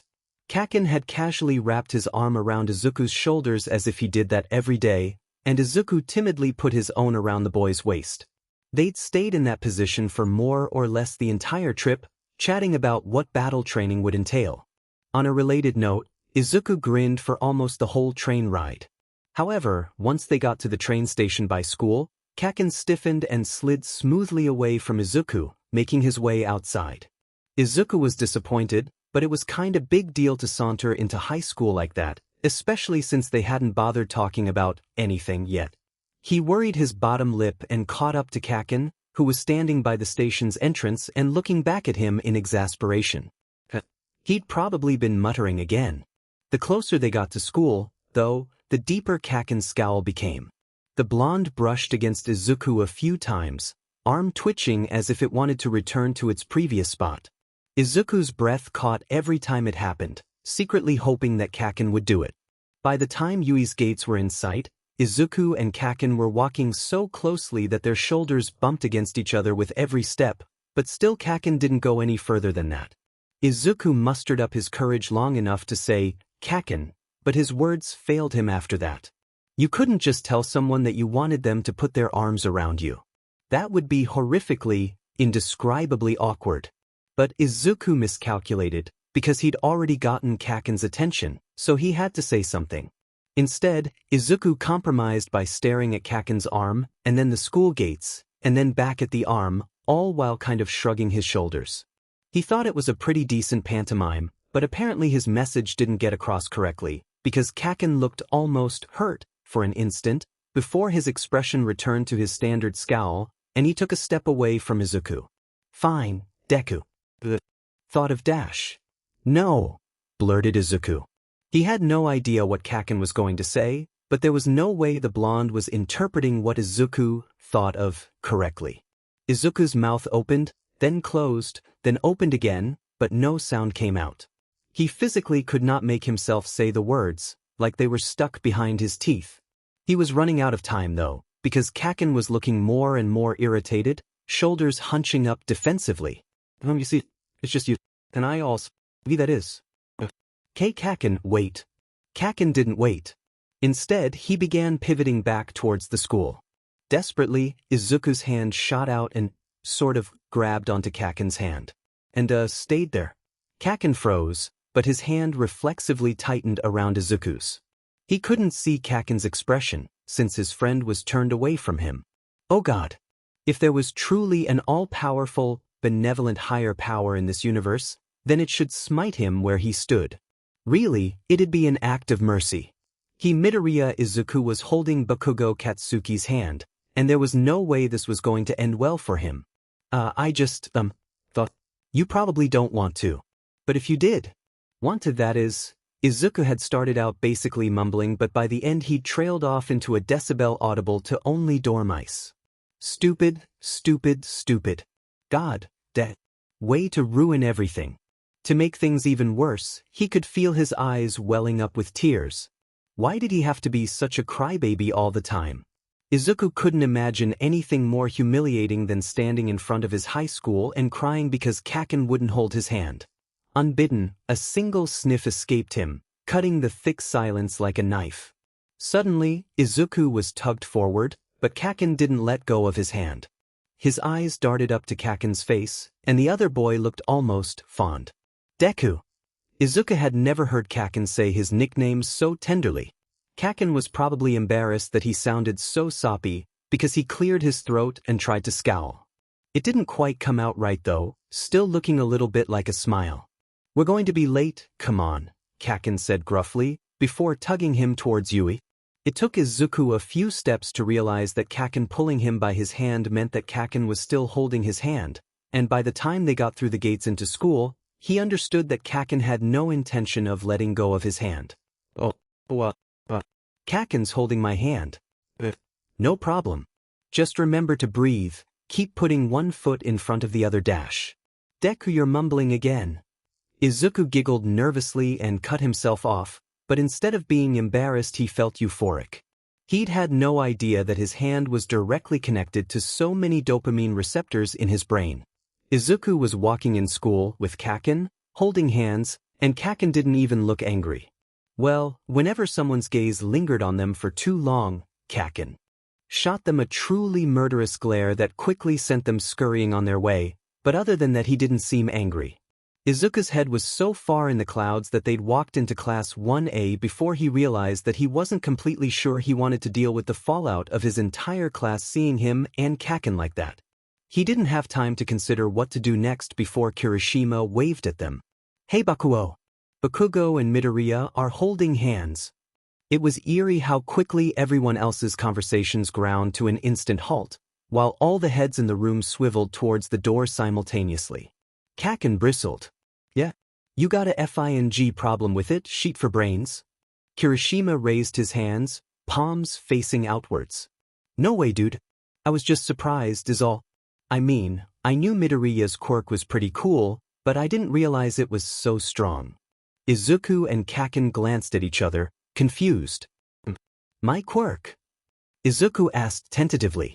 "Yeah," agreed Kirishima brightly. "It must make you invincible. I mean, I can turn my whole body into stone, but even I'd be too afraid of getting my arm blown off to hold hands with Bakugo." The classroom was absolutely silent while everyone processed that statement before Kaken exploded. "You fucker. I'll kill you." He let go of Izuku and lunged towards the redhead. Kirishima cackled and dodged out of the way. Izuku gaped at the two of them for a moment, before Uraraka prodded him in the side. She and Ida had sidled up to him while Kaken was distracted. "So," she grinned, "you and Bakugo, huh?" At this point, Izuku was pretty sure that his face would turn permanently red. "What? Me and Kaken? What about us? You're wondering if we're really good friends? Because we are, really good friends. We grew up together. We've always been great friends even if our relationship, not relationship, friendship, even if it was sometimes pretty explosive." "Huh? Get it? Explosive? Hiya." Uraraka seemed stunned by his deluge of words. Her mouth opened, but she paused and turned to Ida. Ida shrugged. The girl visibly gathered herself before trying again. Of course we know that you and Bakugo are good friends. And me and Ida don't care if you and him are friends or, other things. It's just, She coughed. "Boyfriends don't usually hold hands." "Boyfriends?" Izuku squeaked shrilly. "Who said anything about You mean boyfriends?" Izuku enunciated the last two words far more than necessary. "As in friends who are boys. Boyfriends, friends who are boys hold hands all the time." Desperately, Izuku grabbed Ida's hand. "See? Ida and I are friends who are boys and we're holding hands right now." Ida's face colored, but just as fast as the blush appeared, it drained away. He stared in horror over Izuku's shoulder. Izuku suddenly realized that he couldn't hear Kaken's chant of, "Die, die, die, die," anymore. He gulped and turned his head. Slowly, in the back of the classroom, Kaken had caught Kirishima and had one hand clenched in the redhead's shirt and the other raised into a fist. Kaken's eyes, however, were laser-locked on Ida and Izuku's joined hands. "Private school," Kaken hissed out his nickname for Ida. "What are you doing holding Deku's hand?" Ida jerked out of Izuku's grasp like it burned. "I wasn't," the bespectacled boy said eloquently. "Oh yeah, totally normal friends who are boys behavior here," muttered Uraraka. Kaken dropped Kirishima and stalked towards Ida. "Really?" drawled Kaken darkly. "Because it sure looked like Dash. As fascinating as this all is, it's time for class to start." Mr. Aizawa was slumped against the lectern at the front of the room, sleeping bag zipped up to his chin. Izuku hadn't seen or heard him enter at all. "And actually I don't care at all about your angst." Kaken stopped in his tracks, scowling at Ida, and slid his finger against his neck in the classic, "you're dead" motion. Ida got to his seat so fast that he must have used his quirk. Once the bespectacled boy's back was turned, Kaken's lips twitched, betraying his mirth. Seeing it kind of made Izuku feel like Uraraka had used her quirk on just his insides, so he brushed his hand against Kaken's intentionally as they made their way to their seats. He smiled up at the blonde through his bangs. "Thanks, Kaken," Izuku whispered. He didn't even know what for. He just knew that despite his embarrassment he was really happy. Kaken looked and looked away, but he totally failed at scowling. Plus, his face. "Whoa, Bakugo! Are you blushing?" Kirishima apparently had literally zero self-preservation instincts. "Shut the F up, you be," roared Kaken, who lunged at Kirishima again. The redhead squawked and flinched backwards, but Mr. Aizawa's scarf wrapped itself around Kaken and restrained him. "Seriously," barked Mr. Aizawa. "Shut up and sit down. I can and will give you detention, to be served this afternoon." Their first battle trial was supposed to be this afternoon. As far as threats went, it was extremely effective.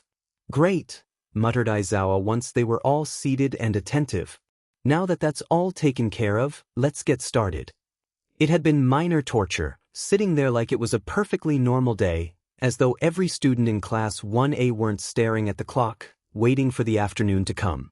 It seemed like enough hours passed to fill 3 school days when All Might finally took over. In the locker room, Izuku absent-mindedly wondered what everyone else's costumes would look like, until he accidentally glimpsed Kaken's bare chest. Blushing bright red, Izuku stammered something that even he thought was incoherent, before turning back to his own locker and hurriedly donning his hero costume. He'd mainly kept the design that his mother made for him, given that she worked so hard on it, but he asked the support department for armored gauntlets and boots. Punching and kicking those robots during the entrance exam had stung something fierce.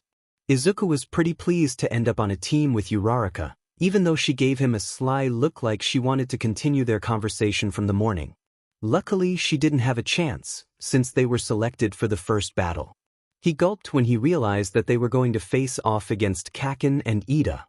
"Are you nervous to fight to fight Bakugo?" Uraraka asked as they were setting up. Izuku frowned.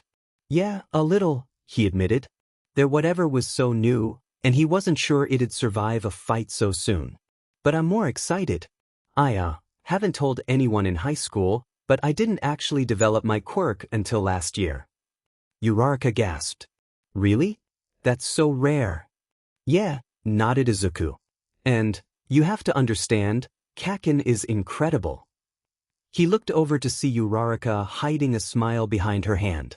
"And no, I'm not just saying that because of, And I know that he's surly and hard to get along with, but he's amazing. He's always been effortlessly strong and unbelievably smart.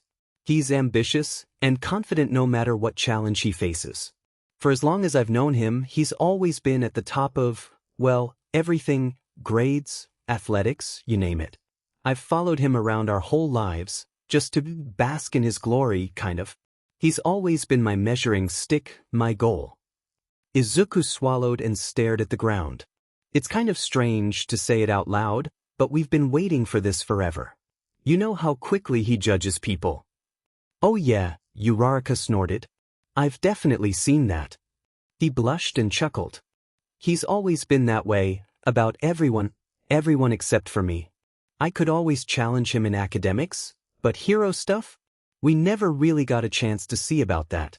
So instead we just waited, and while we waited we became friends, real friends. And I don't want him to see me the way he sees everyone else. I watch him all the time, and he's always so cool." Izuku bit his lip and shrugged. "I want him to look at me that way too, you know?" When he raised his eyes, Izuku saw that Uraraka was holding her hands in front of her mouth and had stars in her eyes. "Deku," she said, and her expression morphed to one of intense determination. "We're going to win. You already are amazing. The way you took out that 0-point bot to save me in the entrance exam, it was incredible." She punched the air, as if in demonstration. "When we beat Bakugo and Ida, he'll be forced to see it too. True love will prevail." "Wah," flailed Izuku. "True love." His voice was an octave higher than intended. "Haha, that's a little hasty, don't you think? We've barely even held hands. Besides, we're just friends." Uraraka sighed. Boys. Luckily, he was saved by the bell, or in this case, All Might's voice. Indoor battle trial, begin. He and Uraraka's eyes met, and they nodded. Determinedly. Using Uraraka's quirk, they floated up to the 3rd floor, sneaking in through a window. They tried to sleuth stealthily through the hallways, and Izuku thought they were doing pretty well until Kaken appeared in a burst of flame. He'd been prepared to use one for all, its energy humming just beneath his skin this whole time. Therefore, Izuku was able to grab Uraraka and dodge backwards without getting hit. He stared grimly at the scorch marks on the wall. He hadn't suspected that Kaken would hold back at all, even considering their, thing. But still, it was intimidating to see his hunch confirmed. That's a pretty cool power, Deku, Kaken smirked. You think it can stand up to mine? There was a glint of hunger in his gaze, and normally that'd freak Izuku out, but right now, he understood completely. He'd spent so many years watching Kaken and waiting, but now Kaken's gaze was on him and him alone. Izuku thought he was just as desperate for this fight as Kaken. Uraraka, Izuku said, not once taking his eyes off their enemy. Try to find Ida. I'll take care of this. She agreed and ran off in the other direction. Kaken didn't even twitch. You're gonna take care of me, huh? Got a quirk and all of a sudden you became a cocky little sheet. Anyone else would be insulted, but Izuku could see how pleased Kaken was. I've been observing you for years. I know all your moves, but you don't know any of mine. Maybe you should put your money where your mouth is, Deku. Yelled Kaken as he sprinted forward. He felt the energy of his quirk thrumming inside of him, and Izuku was anxious to move. Still, he was patient until Kaken ped back his right arm. Izuku slid his left foot backwards, preparing to pivot the other boy over his shoulder. Before the blow could connect, though, Kaken let out an explosion from his right hand. That didn't make sense. It was too early. Izuku slammed into the wall. Of course. The explosion had changed Kaken's direction, allowing him to punch out with his left hand instead. He didn't have time to think though, because Kaken was on him in an instant. Izuku was forced to backpedal, desperately blocking Kaken's flurry of blows. He could shield himself with one for all so that the explosions didn't hurt, but the force of them still sent him reeling. Thanks for warning me that you knew all my moves, Deku. I figured I'd switch things up, cackled Kaken. Izuku scowled. His big mouth had given away his greatest advantage. Well, two could play at that game. Instead of blocking the next explosion, he focused more energy to his front and let it hit him head-on. Izuku rolled backwards with the force of it. Sure enough, Kaken hesitated for just a moment, surprised at the sudden change. Kaken had backed him up against a corner, and when he completed his roll, Izuku's feet were braced against the wall. Skin crackling with power, he uncoiled and shot forward, tackling Kaken around his middle. The blonde grunted as he hit the ground below him, and Izuku fumbled for the capture tape that would tag Kaken out. Before he could though, Kaken stretched his arms out above his head and used his explosions to propel himself out from underneath Izuku. Then he used Izuku's trick and bounced off the wall towards him, but Izuku ducked in time. Izuku took a breath and calmed himself down. This wasn't working. Catch me if you can, Kaken. He turned around and sprinted away through the maze. Kaken might be able to keep up with his top speed, but he wasn't as maneuverable as Izuku through the tight corners. Kaken was right. He'd been way too cocky, assuming that his foreknowledge of Kaken's fighting style and one for all would even out their gap in skill. But standing tall and blasting through any challenge had always been Kaken's strength. Izuku did his best when he had time to plan and analyze, so as he ran he tried to strategize. The tight confines are both an advantage and disadvantage, mumbled Izuku. It gives Kaken clear lines of sight to use his explosions. It's hard to fight him head-on because he can blast the whole area in front of him. But it also means that I'm more maneuverable than him, and with my quirk all I need is one direct hit to incapacitate him.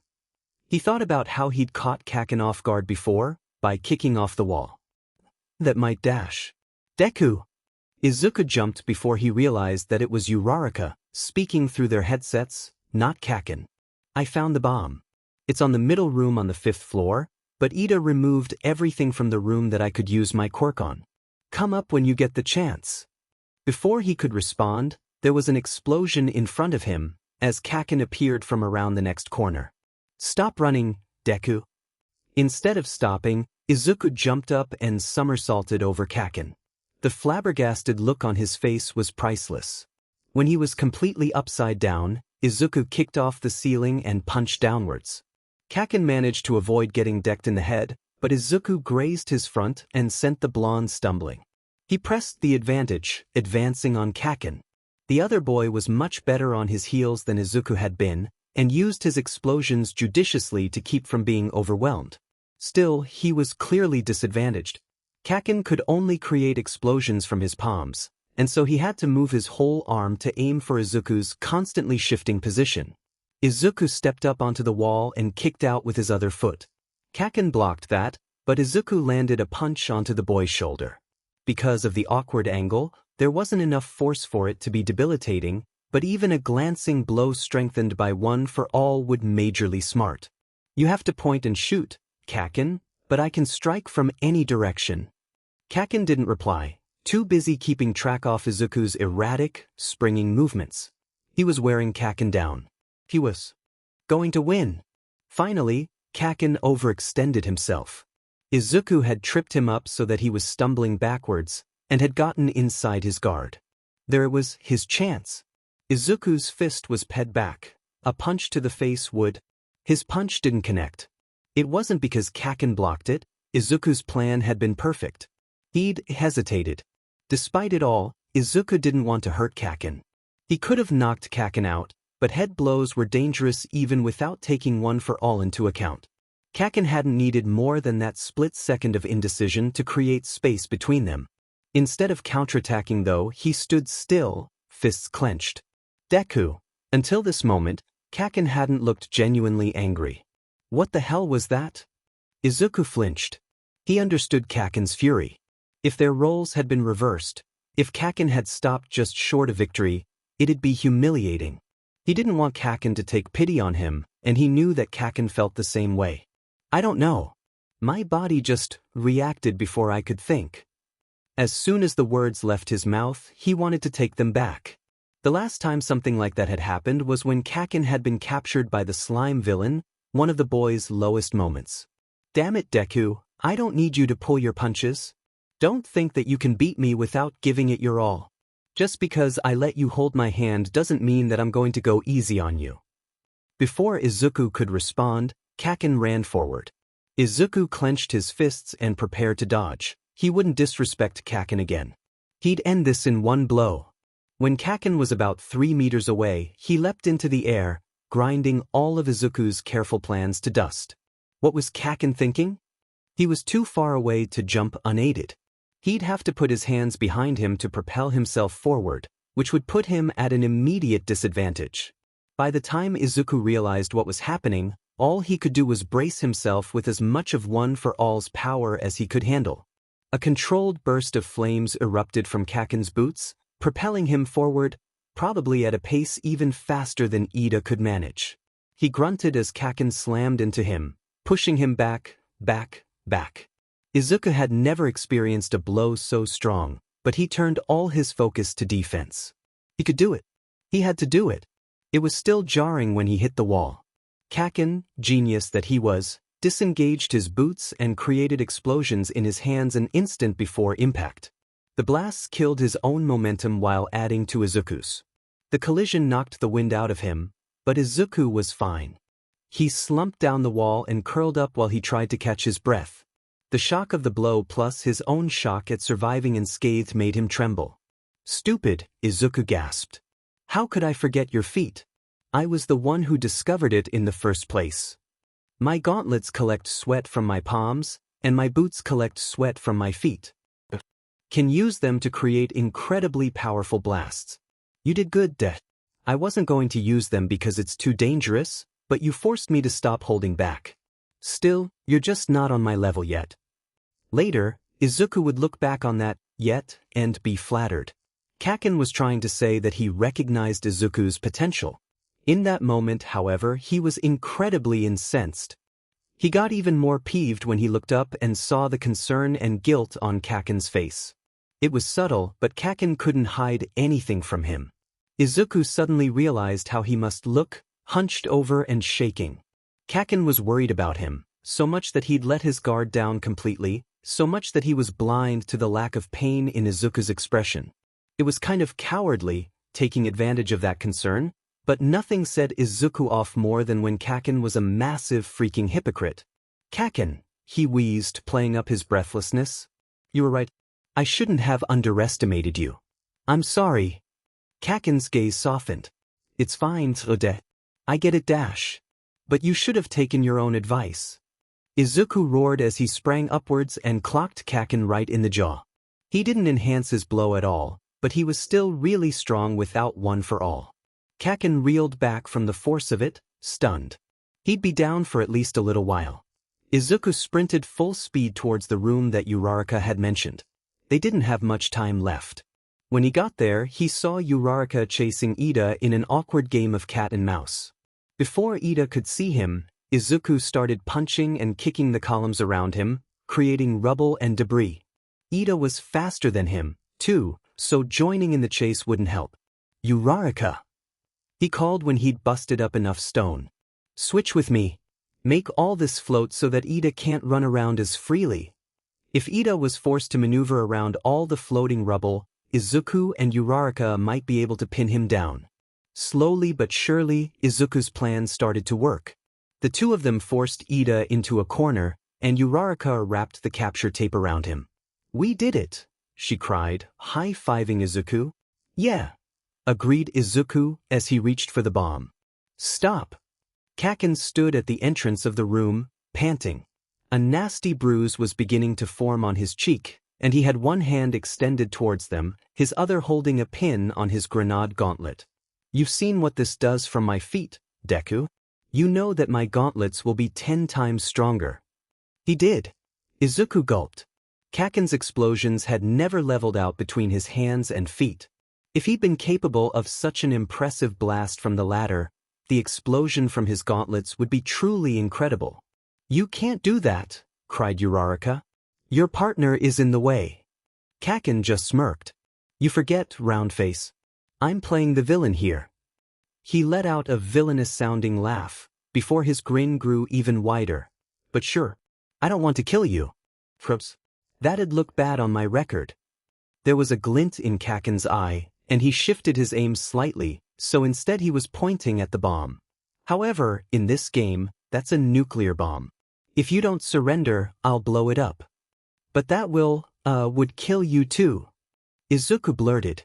"Maybe," Kaken allowed. "But it would definitely kill all innocent civilians in the city. So what's it going to be, heroes? Are you going to try to win, even if it means risking millions of hypothetical lives?" Time was ticking down. Surely they had less than a minute left in the exercise. Izuku thought as fast as he could, but he couldn't see a path to victory for them. Uraraka clenched her fists. "No, we won't surrender."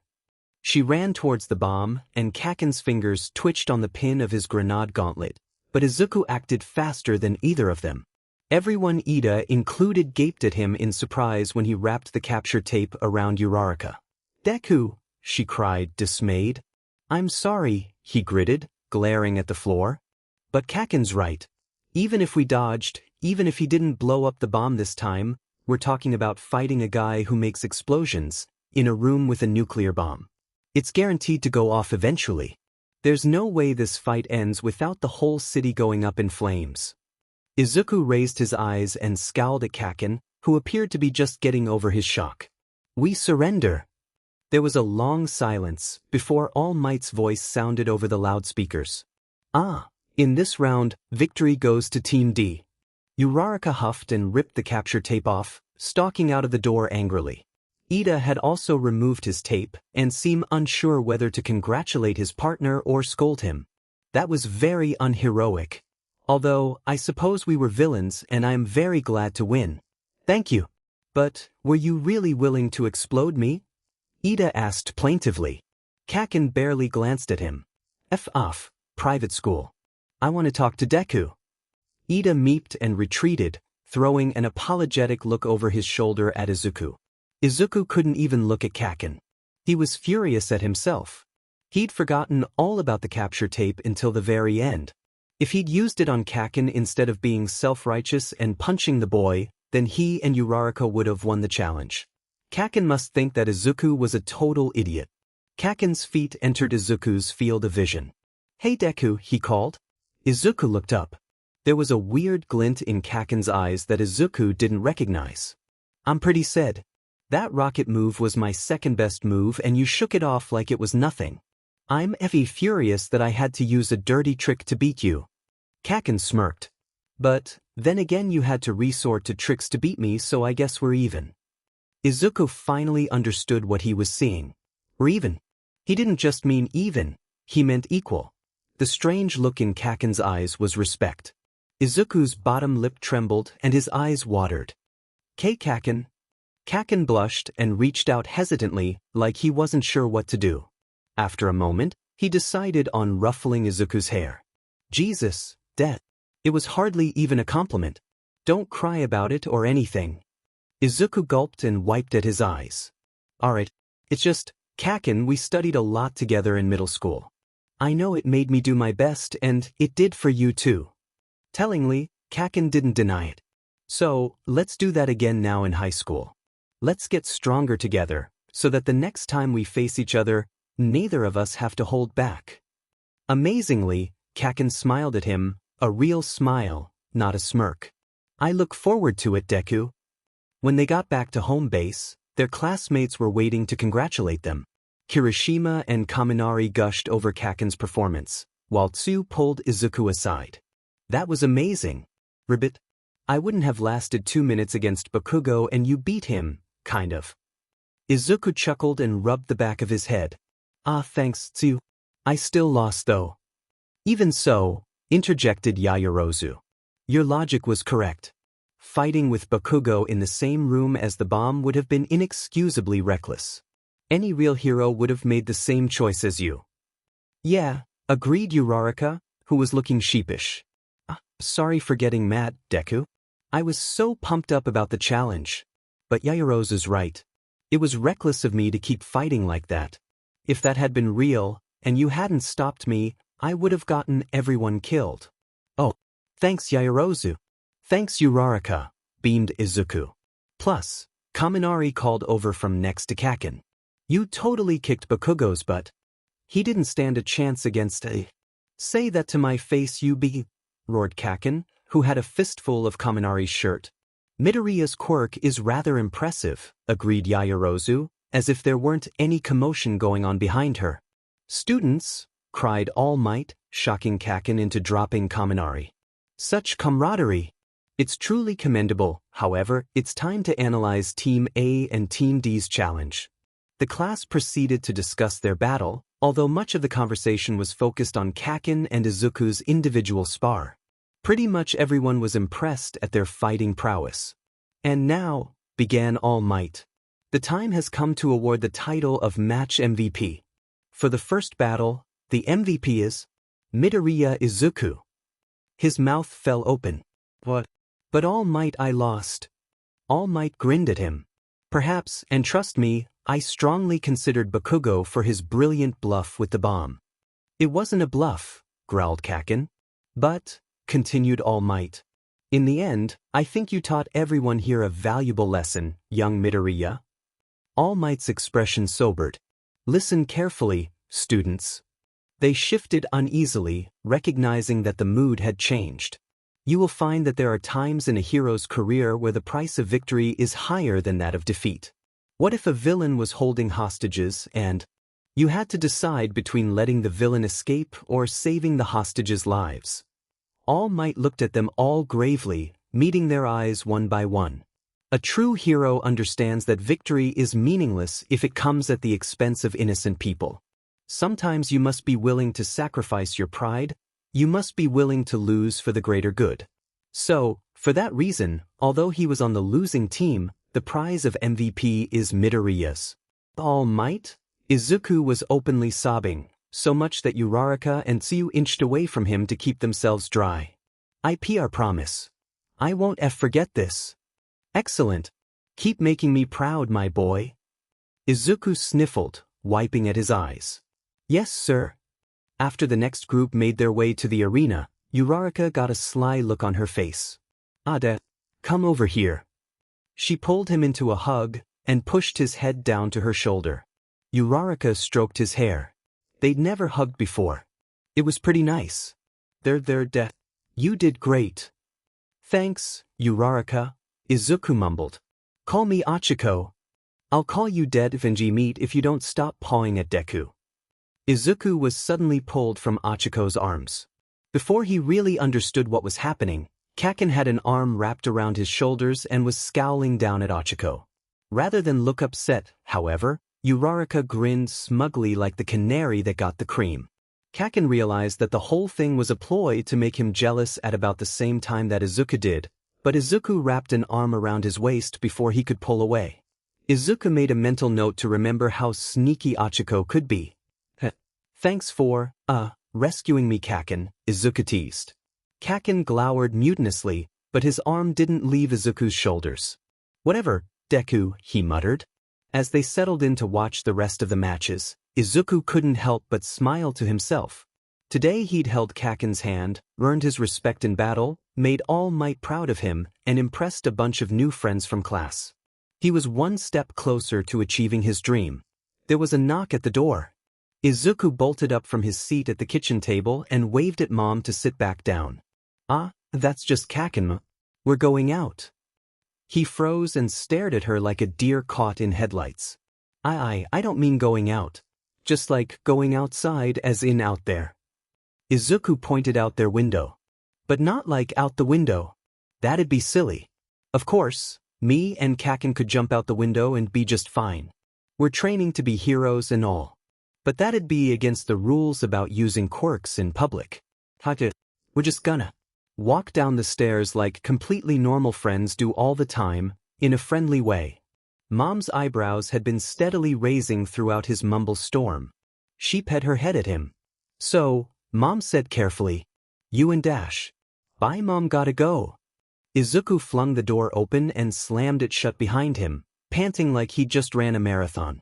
In front of him, Kaken stood with his head bowed and a hand over his eyes. You, heard that then? Cringed Izuku. Deku, sighed Kaken. You are the least smooth person I've ever met. Never let anyone trust you with a secret. Luckily, before Izuku could sputter about any secrets he might be keeping, namely, the truth about his quirk, he was distracted by something in Kaken's other hand. Hey, what's that? Kaken actually blushed. It's nothing. He kicked idly at the ground. Just something I found in my room. I was going to throw it out, but I figured you might want it. Blinking, Izuku accepted the gift and his jaw fell open. Kaken. This is your limited edition Battle of Tokyo All Might trading card. It's the most valuable card in your collection. Izuku had spent most of their childhood salivating over it, while Kaken bragged about it to all their friends. I can't take this. It's too much. Kaken scoffed. Come on. You seriously think I care about that thing even a tenth as much as you? It was a good point. Kaken buried his hero trading cards in a desk drawer years ago, while Izuku still proudly displayed all his memorabilia. Right, Kaken. He beamed. Thanks for this. I'll treasure it forever. Whatever, Deku, it's just a stupid card. Despite his words, Kaken looked pleased that his gift was being so well received. Let's go. You Mom's probably listening at the door. Go? Asked Izuku, scandalized. I can't take this outside. What if it got bent in my pocket, or I dropped it in a puddle?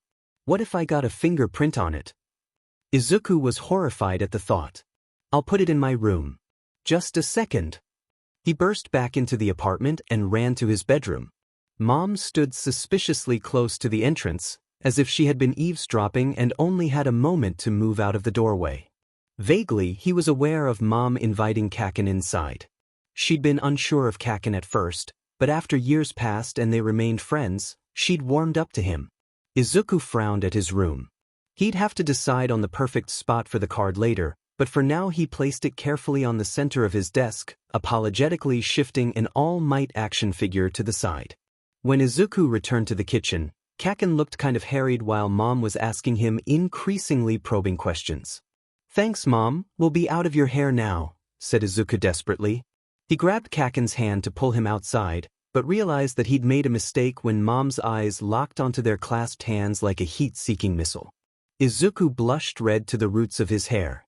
Rather than open his mouth and embarrass himself further, Izuku pulled a very willing Kaken from the apartment. Once they got downstairs, Kaken took the lead and Izuku blushed for an entirely different reason. Holding hands was still new, and it sent a thrill through Izuku every time. Kaken, where are we going? Ice cream place down by the arcade. That was one of Izuku's favorite places. He grinned. Great idea, Kaken. He continued to chatter at Kaken while they walked hand in hand to the ice cream shop. Once they arrived, Kaken told him to grab a table and got in line to buy their treats. Izuku worried his lip while he waited. His favorite flavor was strawberry and Kaken always teased him for it. Kaken thought that chocolate was the far superior choice, and whenever it was his turn to buy ice cream he'd get them both chocolate, despite Izuku's protests. He'd resigned himself to a strawberry-less afternoon until Kaken came back. You got me strawberry, beamed Izuku. Duh, scoffed Kaken. It's your favorite. I don't know why though. Chocolate is way better. While they debated about the merits of chocolate and strawberry, Kaken sat down next to him. He was holding his cone in his left hand, and Izuku had his own in his right. That left them free to fit their empty hands together. Izuku's pulse quickened, and it sped up even more when Kaken knocked their knees together under the table. After a couple of times making contact, eventually the two of them just sort of, left them pressed up against each other. Izuku had never been so conscious of his freaking knee before, but with Kaken's touching it, he felt tingly all down his leg. The two of them chattered about class and about their upcoming rescue trials. Well, Izuku chattered and Kaken nodded and grunted in the appropriate spots. And I wonder what hero will be in charge of it, mused Izuku. Or if... Izuku's brain short-circuited when Kaken casually reached over with a napkin and wiped at the corner of Izuku's mouth. Kaken grinned cockily. Sorry, you had a spot. It took Izuku's breath away. Kaken was so beautiful, was the only word for it. Especially when he smiled so confidently like that. Izuku had always known that Kaken was beautiful. Even before he understood what it meant, Izuku liked looking his friend. But back then he had to be careful not to stare too much, or allow his face to reflect his thoughts. Now, though, Izuku thought that maybe it would be okay. Recalling how effortlessly Kaken reached over and touched his face made Izuku want to be brave too. Before he could talk himself out of it, he leaned over and pressed his lips gently against Kaken's cheek. Thanks for today, Kaken. I've had a lot of fun. Kaken's mouth opened slightly in shock, and a slight pink tinge dusted his cheeks. Thanks, I mean you're welcome. Izuku perked up, unable to contain his joy. I made Kaken speechless? He asked gleefully. The blonde's expression turned mulish, though the blush remained fixed to his face. Let's see how well you handle it then, Deku. Before he could properly process that statement, Kaken leaned over and pecked Izuku's cheek. All the blood in his body rushed to his face. Awa, but you really? I didn't. Kaken grinned smugly. See? He ducked his head and beamed. Dopily down at the table. Izuku couldn't help but squeeze Kaken's hand. This was easily the second best day of his life, right after the one where All Might told him that he could be a hero. Hey Deku. He glanced up at Kaken shyly. I still think that strawberry ice cream is sheet though. It wasn't even that funny, but Izuku couldn't contain his laughter. He felt like a pot that was boiling over, except instead of water he was filled with happiness. In that moment, Izuku felt like he could do anything. It was the best first maybe date ever. All right everyone. Get in 2 orderly lines according to your student number so that we can load the bus in a neat and organized fashion. Heh, Ida's really taking his class president duties seriously. Izuku chuckled sheepishly as they loaded onto the bus, only to find out it had an open layout that ruined all of Ida's careful planning. I'm still set off at you for that. I voted for you, not that clown, Kaken grumped. Izuku blinked at Kaken, surprised. You voted for me, Kaken? Kaken rolled his eyes. How do you think you got to 4 votes? But, didn't you want the position for yourself? Nah, refuted Kaken. That's way too much work. Why the hell would I want to deal with all those extra stupid problems? And that's why you got 0 votes? Bakugo, Kirishima drawled. What did you say? I'll kick your butt, snarled Kaken. You know, drawled Kaminari. We really haven't been classmates that long, so it's kind of telling that we all know your personality is flaming crap mixed with garbage. Hey! Everyone, Izuku included, was surprised to hear that protest coming not from Kaken, but from himself. He blushed at his classmates' amused looks. Kaken's personality isn't like, what you said at all. Kirishima rolled his eyes. Well, you're hardly an unbiased opinion, Midoriya. How the hell the Bakugo ended up with the nicest kid in class is going to be a mystery for the ages. Yeah, Izuku's super sweet, and Bakugo's definitely not, Croxu. You wanna say that again, frog girl? Kaken sneered. Call me to you, she corrected absently. Nope. I was pretty clear the first time, no need to keep stating the obvious. Well, actually speaking of things that are really obvious, does anyone else think that Izuku's quirk is a lot like All Might's? Izuku paled. What? All Might? No way. I mean, I guess we do both have augment-type quirks, but that's basically where the similarity ends. I've never really thought about it before. Why would I think about it? I don't look like I think about All Might all the time, do I? Pushed Midoriya and All Might? No way. Kaminari interrupted, thankfully cutting off Izuku's frantic mumbling. He's nowhere near as strong as All Might. He totally is though, protested Ochako loyally. You didn't see him at full power like I did during the entrance exams. Remember those 0-point bots? He jumped through the air, all the way up to its head and punched it so hard the whole head exploded. Ochako made a whooshing noise and spread her hands apart, as if to demonstrate just how exploded the head had been. His classmates turned back to him, impressed.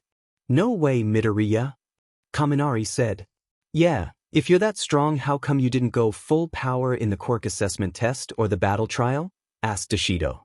Oh, I, kind of shattered both my legs and my arm doing that, Izuku admitted sheepishly. My body can't really handle using that much power yet. Maybe someday though. That's so cool, gushed Kirishima. Not the hurting yourself part, but that you've got such a flashy quirk. My hardening ability is really strong, but it wouldn't impress the crowds as much. He held up his arm and turned it to stone in demonstration. No way, protested Izuku. That's so amazing. You'll be a great hero like that. Plus, I bet you can do more with your quirk than just harden your skin. It's a transformation-type quirk, so it's not necessarily limited to just one simple trick. When you get more control of it, I bet you'll find that you can harden yourself even further than you imagined. You're pretty strong. Izuku could see it, Kirishima transforming into a huge rock monster and wrecking villains.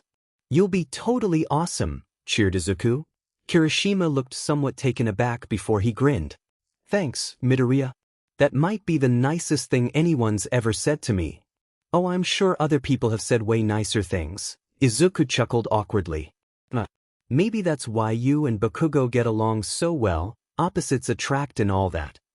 Everyone looked over at Kaken, waiting for him to explode, but instead he just glowered at them. In fact, he seemed distracted by something for the rest of the ride. When they finally arrived and got off the bus, Kaken pulled Izuku to the side. You're hiding something, he said bluntly. Izuku's eyes widened. Kaken? What was that bullshit about earlier? You didn't notice that your quirk is like All Might's? You never even thought about it? Kaken scowled and crossed his arms. Maybe those extras bought it, but I know that there's no FING way you didn't draw up some weird bar chart about the which pro heroes have quirks most similar to yours, or something dumb like that. And that's not even considering that you're the biggest All Might fanboy in existence.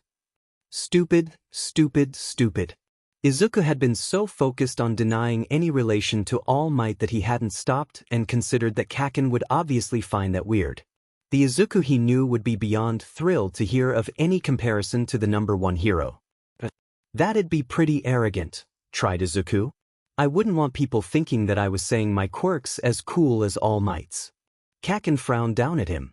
Izuku wasn't good at lying in the best of times, let alone under stress and to someone who knew his tells as well as Kaken did. Midoriya. Bakugo, called Mr. Aizawa. Stop dawdling and get over here.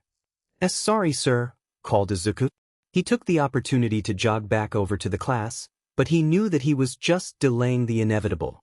Kaken was letting the subject drop now only because he knew that he could pin Izuku down eventually. All of his worries were forgotten though the instant that he laid eyes on the hero that would be instructing them. The chivalrous space hero 13. He's rescued countless people from disasters around the world, gushed Izuku. He seriously thought he might cry just out of sheer excitement. All the students gaped at the massive confines of the USJ as 13 led them inside. Izuku's spirits were dampened though when he overheard Mr. Aizawa asking 13 about All Might. They were subtle about it, but Izuku saw 13 hold up 3 fingers when explaining that All Might had other engagements. He must mean that All Might had already used up his 3 hours for today.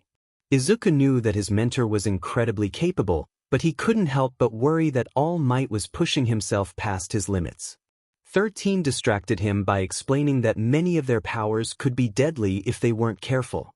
Izuku looked down at his hands. All Might had given him an incredible ability. With it, he could do so much good for society, but it was also dangerous. Izuku would have to always be sure to only use his strength for good. It was like what All Might had said after the battle trials. A true hero never acted at the expense of innocence. Izuku would show everyone that he could be a great rescue hero as well as a combat hero. Right? Mr. Aizawa said after 13 finished speaking. Now that's over dash. He was interrupted by a commotion down in the center of the USJ. Stay together and don't move, commanded Mr. Aizawa. 13, stay here and protect the students. There was a strange black mist, and a bunch of people were slowly appearing out of it. Izuku had never seen a warp quirk in real life before. He wondered if it was location-based or had some other homing mechanism. Judging by the fact that it appeared exactly in the center of the USJ, Izuku guessed that its user teleported to specific locations rather than to people or objects. Izuku was so distracted by his analysis that he almost didn't hear the urgency in Mr. Aizawa's voice when the man told them that this was real, and those were actual villains. The mist condensed into a vaguely humanoid shape, which spoke. Eraserhead and 13. According to the schedule we procured yesterday, All Might was supposed to be here as well. We went through all that trouble, said a man whose body was covered in what looked like severed hands. You can't tell me that All Might, the symbol of peace, isn't here. This was bad. This was really bad. These villains were behind the break-in at the school yesterday. And, if Izuku was hearing them right, they came specifically to try to fight All Might. It was a pretty good plan, he thought distractedly. The villains had brought tons of people to a secluded location where no one would be worried about hearing a commotion. But, if they came prepared to fight All Might, then would the rest of them stand any chance? I wonder if he'll show up if we kill the kids? Mused the handman. Izuku's breath hitched. These guys meant serious business. They weren't here just to fight or cause trouble. They wanted to kill people. Izuku listened to Yaoyorozu and Todoroki talk about the lack of alarms. Todoroki was right. There must be a villain blocking the emergency signals. Mr. Aizawa ordered them to try to escape before jumping down to fight the horde, ignoring Izuku's protests that large-scale battles weren't his style. He shouldn't have underestimated Mr. Aizawa though, because from the look of it he was holding his own just fine. Izuku wasn't able to observe for too long because Kaken grabbed his hand and yanked him towards the doors. This is no time to be analyzing quirks, Deku, he said tightly. We have to go. Before they could get too far, the black mist villain warped in front of them. Hello, the villain said. It's a pleasure to meet you. We are the League of Villains. I know it's impolite, but we decided to invite ourselves into this haven of justice to say hello. He paused and a smirk-like rift opened below his eyes. And besides, isn't this a fitting place for All Might, the symbol of peace, to draw his last breath? Izuku's mind was working in overtime. This guy was serious business, but all quirks had a weakness, and Izuku had a knack for finding them. Teleportation and mist, that wasn't a good matchup for Izuku, whose quirk enhanced his physical strength. Maybe he could blow the villain away like All Might did to the slime guy? But he wasn't strong enough to do that. Izuku recalled that the Mist Man was wearing some sort of suit and armor down in the center of the arena. Maybe he wasn't entirely incorporeal? Suddenly, Kaken and Kirishima ran forward. Wait! Izuku cried. Those two would be hopeless against an intangible teleporter like that. Everyone was gaping at the villain when the dust from the boys' attack cleared, but Izuku's eyes were drawn to the strange armor around the man's neck. Before he could warn anyone about it though, the mist villain expanded outwards and surrounded them. Izuku, who had been preparing to use his quirk the whole time, reacted quickly. He was near the back with Tsuyu, so he grabbed her and flickered out the way. He noticed that Ida had managed to do the same with Achiko and Sato. Once the mist cleared, Izuku saw that Shoji somehow managed to keep Ishido and Siro from being warped away as well. Everyone's still here, confirmed Shoji, who transformed his arms into ears so that he could sense their classmates. Good, said 13 grimly. Class president. You have a speed quirk, right? Go quickly and escape. Get help. But to run away would be dishonorable, protested Ida.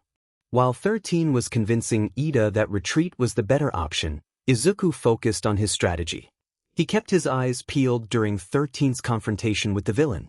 If that armor really did cover a weak spot, then it wouldn't appear very often. Right as 13 started skiing the mist into a black hole, Izuku saw it and ran forward. He gritted his teeth as 13's own power was used against him and caused him to be severely injured.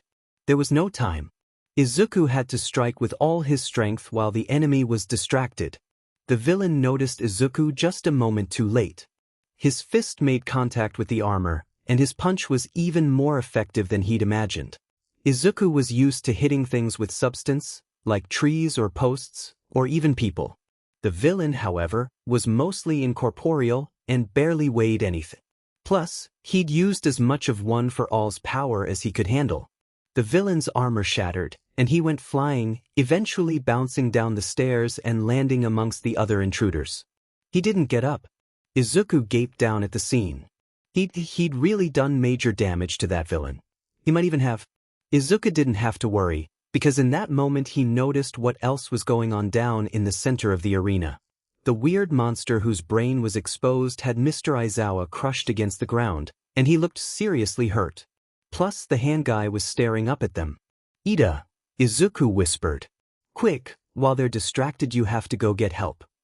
Ida looked visibly conflicted, but to Izuku's relief, he grimaced and ran out of the USJ. Izuku wasn't sure how much longer they'd be alone. The hand villain was already making his way up the stairs, shaking with rage. All of you get out. I'll keep the villains distracted, Izuku pleaded. Achiko shook her head. We're not just going to leave you here, Deku. Besides, said Ishido, 13 is too injured to move. That wasn't entirely true. Izuku knew that 13 didn't just create black holes, he was a black hole. His space suit was there to help him contain his power and keep from hurting people. With the back of it blown off, it was probably taking all of 13's focus not to SCK them all in. Nevertheless, he wouldn't be moving anytime soon. Children, don't argue, the strange man said patronizingly, now close enough to overhear their conversation. It doesn't matter anyways. Numu, block the doors. Faster than Izuku could perceive, the monstrous villain whose brain was exposed, Numu, apparently appeared in front of the door. Izuku would have thought that it was another teleportation quirk, except he could feel the displaced air as Numu ran past him. He gulped. Numu probably was super strong as well, given his appearance. Plus, these guys had taken out Mr. Aizawa like he was nothing. Now then, the villain continued, which one of you took out Kurojairi? The students glanced at each other, but no one spoke up. Izuku's friends weren't willing to throw him to the dogs. HM? No one's going to own up to it. The man chuckled darkly. Well, I came here to kill All Might, since we heard he's getting weaker and weaker. Izuku's eyes widened. They knew about All Might's injury? But I really hate people who hurt my friends, so I suppose I can settle for killing you kids while I wait for All Might to get here. If I can't figure out which one of you hit Kurojairi, I guess I'll just have to kill you all to be safe. He couldn't put his classmates in danger. Izuku opened his mouth to speak. It was me. He gaped over at Shoji. You can't dash. No, it was me, cried Ochiko. Even through her bravado, Izuku could tell that she was terrified. No. To Izuku's horror, his classmates all claimed responsibility for Kurogiri's injuries, one after another. Finally, Ashido finished, I guess you'll just have to fight us all. Her voice trembled, but her conviction didn't. You know what? The villain chuckled. I don't really care anymore. I'm happy to kill every last one of you. Faster than they could react, he set upon Shoji and grabbed onto one of the boy's 6 arms. It dissolved into ash before their eyes. Izuku had started running as soon as the villain did, and so he quickly spanned the distance between them and grabbed Shoji, who writhed in agony. He pivoted and threw the other boy back out of the villain's reach. The man took advantage of Izuku's distraction to reach out towards him. Izuku threw up an arm to defend himself, and the villain grabbed onto his fist. Luckily, he was wearing his metal gauntlets because they bought him just enough time to rip himself out of the man's grasp. He spared a moment to glance down at his newly exposed fingers. Fingers. That was it. Everyone. Izuku called. He had a feeling about how the villain's quirk worked. He needs to touch you with all 5 fingers to use his powers. Don't let him. A glance behind him showed Izuku that his words were meaningless. His classmates were staring at Shoji in horror. Izuku gulped. He remembered how terrified and panicked he'd felt when he had been face to face with his first villain. There was no telling if his classmates would be able to overcome their fear in time. He'd have to protect them. You're a clever one, aren't you? And that's speed, that's strength. You're the one who hurt Kurogiri. Yeah, Izuku confirmed grimly. Let my friends go. They didn't do anything to you. This fight is between you and me. He wished he could say that he shouted it confidently, but in truth he was absolutely terrified. This guy was a bad matchup for a close-range fighter like Izuku, who wanted nothing more than to run and hide. Izuku didn't blame his friends for being paralyzed with fear. He was barely overcoming his own panic. No, I don't think so. The man pet his head. But how about this? Since you were brave enough to step up, I'll let you know the name of the villain. That's going to kill you. I'm Shigaraki Tamura. Minute. Even if he could get his classmates to help, everyone here had quirks that worked at short to mid-range, except Zero, and Izuku doubted that Zero's tape would be effective against Shigaraki's disintegration. Out of all them, he had the best chances against the villain, since he was fast enough to avoid Shigaraki's counterattacks. Izuku clenched his fists. This would be just like fighting Kaken in the battle trial. All he had to do was avoid his enemy's hands. Aren't you going to tell me your name, boy? Izuku's pulse jumped. Shigaraki? He was the real deal, the kind of villain that Izuku had only ever heard about in stories. Still, he had to stay strong for everyone. Izuku remembered All Might saying that he hid his pain and fear behind a smile, so he tried to grin. It felt kind of tremulous, but hopefully the giant smile on his mask made up for it. My name is Midoriya Izuku, and I'm going to beat you. He didn't give Shigaraki a chance to respond or give any of his classmates the chance to interfere and get hurt again. Izuku ran forward, battle cry on his lips, and pet his fist back. To his surprise, Shigaraki was nearly as fast as him, even though he was enhanced by One for All. The man was so close that Izuku could see his bloodthirsty expression behind the hand that covered his face. Shigaraki probably thought that he was an idiot, charging in recklessly like that. Instead, Izuku suddenly threw himself into a slide, aiming at the villain's ankles. Going low would keep him out of the man's arm span, hopefully. It was a good plan, but Shigaraki had better reflexes than Izuku had expected, and was able to dodge his sliding kick. He dug his gloved hand into the ground and pivoted around it, immediately jumping to his feet with his front to the villain, backpedaling to avoid Shigaraki's swipe towards him. Right. I forgot that you were a clever one, mused Shigaraki. Good. That just makes this so much more amusing. The villain snapped a hand out towards Izuku, who was forced to jump to the side. Even though he'd tried to comfort himself earlier by comparing this fight to his battle with Kaken, they were nothing alike. Izuku didn't have walls and ceilings to bounce off in order to launch attacks from every angle. Retreat wasn't an option, since doing so would leave his classmates exposed. And most importantly, he couldn't afford to block. He had one more gauntlet that would buy him a second or two, but after that he was toast. Plus, he had to dodge by a safe margin, to prevent Shigaraki from touching him. Even a glancing blow could be debilitating. Therefore, Izuku was constantly backpedaling, occasionally dodging to the side or jumping over Shigaraki when he got the chance. He tried to counterpunch, but Shigaraki was no pushover. The villain didn't just have a strong quirk, his athletic skills and combat training were top-notch as well. Izuku had to throw up his gloved hand early in the exchange, so he didn't even have a safety net anymore. The only thing that kept him in the fight at all was his speed. That and the fact that even though Shigaraki still seemed confident, he must realize that Izuku's blows could be dangerous. The man was careful to never let him land a hit. But wait, Izuku could see it. He just dodged to his left and Shigaraki reached towards him, leaving his other arm down by his side. Izuku could plant his foot, grab the man's outstretched hand, and pull him off balance. Grinning, Izuku planted his foot and slipped. His throat clenched. He'd taken a huge gamble with that move, since it put him close to Shigaraki. Now that he'd lost his footing, there was no way Izuku would be able to dodge the man's counterattack. The villain came to the same conclusion, considering the gleeful look on his face. Izuku's mind raced. He gathered as much energy to his hands as possible. Could it counter Shigaraki's quirk? He didn't have time or space to pee back his fist for a smash, so Izuku couldn't even use his last resort attacks. Desperately, Izuku crossed his arms in front of him and prepared for the worst. Instead, he felt something odd wrap around him and jerk him away from Shigaraki's grasp. It was Tsuyu. She'd used her tongue to grab him and throw him out of the way.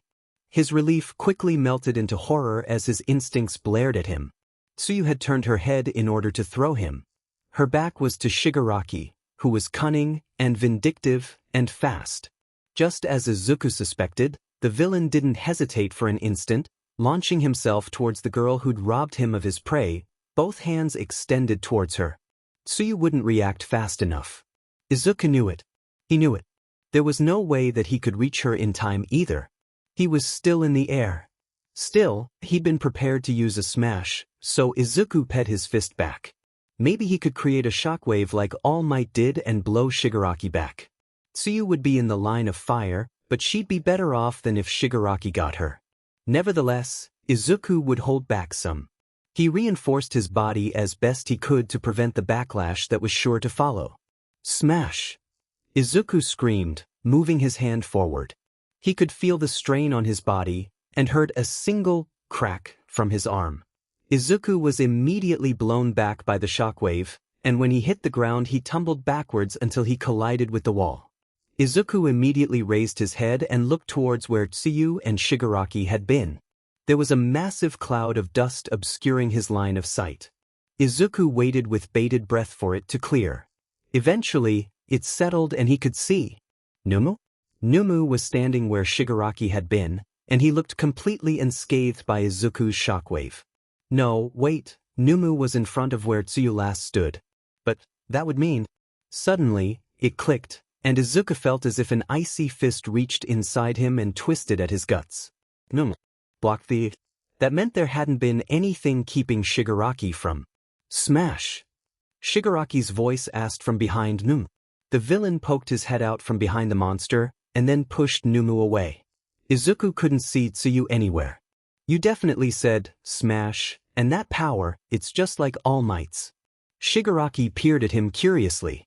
You even look like him a bit with that weird smile thing and those rabbit ears. The villain pet his head. Are you his illegitimate kid or something? Izuku's mind was completely blank. He couldn't even muster his thoughts long enough to deny the ludicrous accusation. All he cared about was, where's Tsuyu? What did you do with her? His voice cracked and he could feel himself shaking. Tsuyu? That frog girl, you mean? Shigaraki sounded completely nonchalant. I turned her into dust. Izuku stared at him blankly. What? That was impossible. He couldn't have. Why, you're lying. Shigaraki frowned. Oh, you couldn't see since Numu was in the way. Just ask your little friends, they had a better view. The villain waved a hand to his left. He turned wide-eyed towards the crowd of UE students. Their pale, shocked faces told him everything he needed to know. No, Izuku whispered. Tsuyu couldn't be dead. Izuku remembered her comforting Mineta after the boy had been expelled. He remembered her laughing and joking with him and teasing Kaken. She was so kind and good. The good guys didn't die. That wasn't how it worked. Don't be so naive, Shigaraki said, interrupting his thoughts. He must have been mumbling. Why are you acting so surprised? I told you I was going to kill you and all your friends. It wasn't like I made a secret of it. How? Shigaraki had just killed someone, and he was acting like it was nothing, like Tsuyu's life hadn't been worth anything. Izuku had thought that Numu was horrifying, but Shigaraki was the real monster. He felt nauseous. He wanted to hurl and scream and cry, but more than anything, Izuku wanted to wipe that smug fang look off Shigaraki's face. Izuku suddenly realized that he was angry, more so than he'd ever been in his life, so much that he was shaking with it. Tears prickled at his eyes, but for once they didn't spill. I'll kill you, Izuku hissed furiously. Shigaraki just laughed. How amusing. Wow, I didn't realize how much fun you'd be. I changed my mind. If this is how you react every time one of your little friends is killed, then I'll save you for last. You can watch them all die first. He glanced at his huge companion. Numu, you should only need 10% of your power for this. Shigaraki glanced at the UE students. Kill them. Izuku's body crackled with power as it moved, almost before he could think. He crossed his arms in front of him and focused all his energy on defense, like he had when Kaken slammed him into the wall during the battle trial. Izuku knew that Numu's blow would be even stronger than that, so he channeled more. He needed to be stronger. Numu's fist smacked against his arms, and the broken one throbbed in agony. But it worked. He was in one piece, and his friends were safe behind him. I won't let you, screamed Izuku. He pulled back his good arm and focused his energy. There couldn't be any holding back. Even if it blew his arm off, he'd have to destroy Numu in one hit. Detroit. Smash. Izuku threw his hand forward, impacting Numu's stomach, and nothing happened. He gaped at his fist. Not only had Numu not so much as twitched, but Izuku's arm was completely fine. It didn't make any sense. Well, whether you're really All Might's son or just some cheap knockoff, it won't work on Numu, Shigaraki called over conversationally. He was designed to be All Might's perfect counter. He's an amalgamation of different quirks, including Force Dash. Absorption, finished Izuku despairingly. One for All's energy usually ripped up his body. The force of it exploded out of him towards his targets. Somehow, by absorbing the attack, Numa had also prevented Izuku's arm from shattering. Shigaraki was right. It was the perfect foil for a quirk that relied on overwhelming force. That quick wit of yours keeps surprising me, kid. Shigaraki chuckled. Hey, I was pretty set at you earlier, but are you sure you don't want to join the League of Villains? You're not half bad. He saw red. I'd rather die. Well, shrugged Shigaraki. That can be arranged. Numu 20%. Before he could react, Izuku was sent flying until he slammed into USJ's wall. He gasped for breath, body trembling. Izuku hadn't had time to brace himself much, and if he'd been even a hair slower, that blow probably would have killed him. He didn't know if it was just shock or the Lord knows how many broken bones, but Izuku could hardly even twitch. Now kill them. Izuku was helpless. He could only watch. He saw that 13 was desperately trying to do something, and some of his classmates looked like they were preparing themselves, but there was no way they'd be quick enough. Izuku could hardly keep up with Numu, and he was the fastest person in class, other than Ida. The doors to USJ exploded inwards. Before the dust even settled, his classmates and 13 appeared next to him. Never fear, children, for I am here. It was All Might. Izuku was so relieved that tears spilled down his cheeks. His relief didn't last long, though, as he remembered the reason why All Might hadn't been there in the first place. All Might. Izuku called. The big one has super strength and some sort of force absorption quirk. He's designed to kill you. And the hand guy, he disintegrates whatever all 5 of his fingers touch. Hike dash. Izuku's voice cracked before he could talk about Tsuyu. All Might seemed to get the message though, because his expression sobered. The man looked at all of them as if cataloging how few students were left. Sit tight for a moment, children. All Might disappeared, but only a couple of seconds passed before he showed up with all of their errant classmates over his broad shoulders, even Kaken, who was squirming and cursing at their teacher. I had to leave Aizawa down there. He was too injured to be moved. You kids wait here with 13 while I take care of these punks. Kaken growled and leapt to his feet, but Izuku grabbed him, despite the agony it put his body in. Please, Kaken, Izuku sobbed. Now that he didn't have to hold himself together, he was seriously falling apart. Izuku was terrified and angry, but more than anything, grief-stricken. Don't, Kaken, please don't. He had visions of Kaken getting smashed into the ground by Numu, or disintegrated into nothing by Shigaraki. Jesus, Deku, what the hell did they do to you?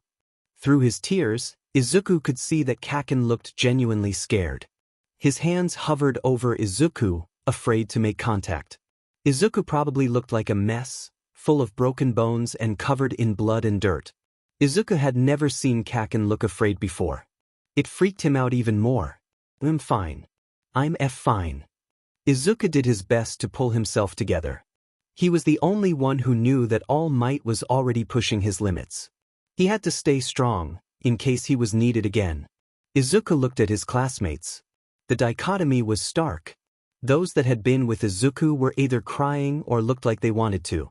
The students who hadn't seen Tsu, they seemed excited, cheering for All Might, although most of them were catching on that everything wasn't okay.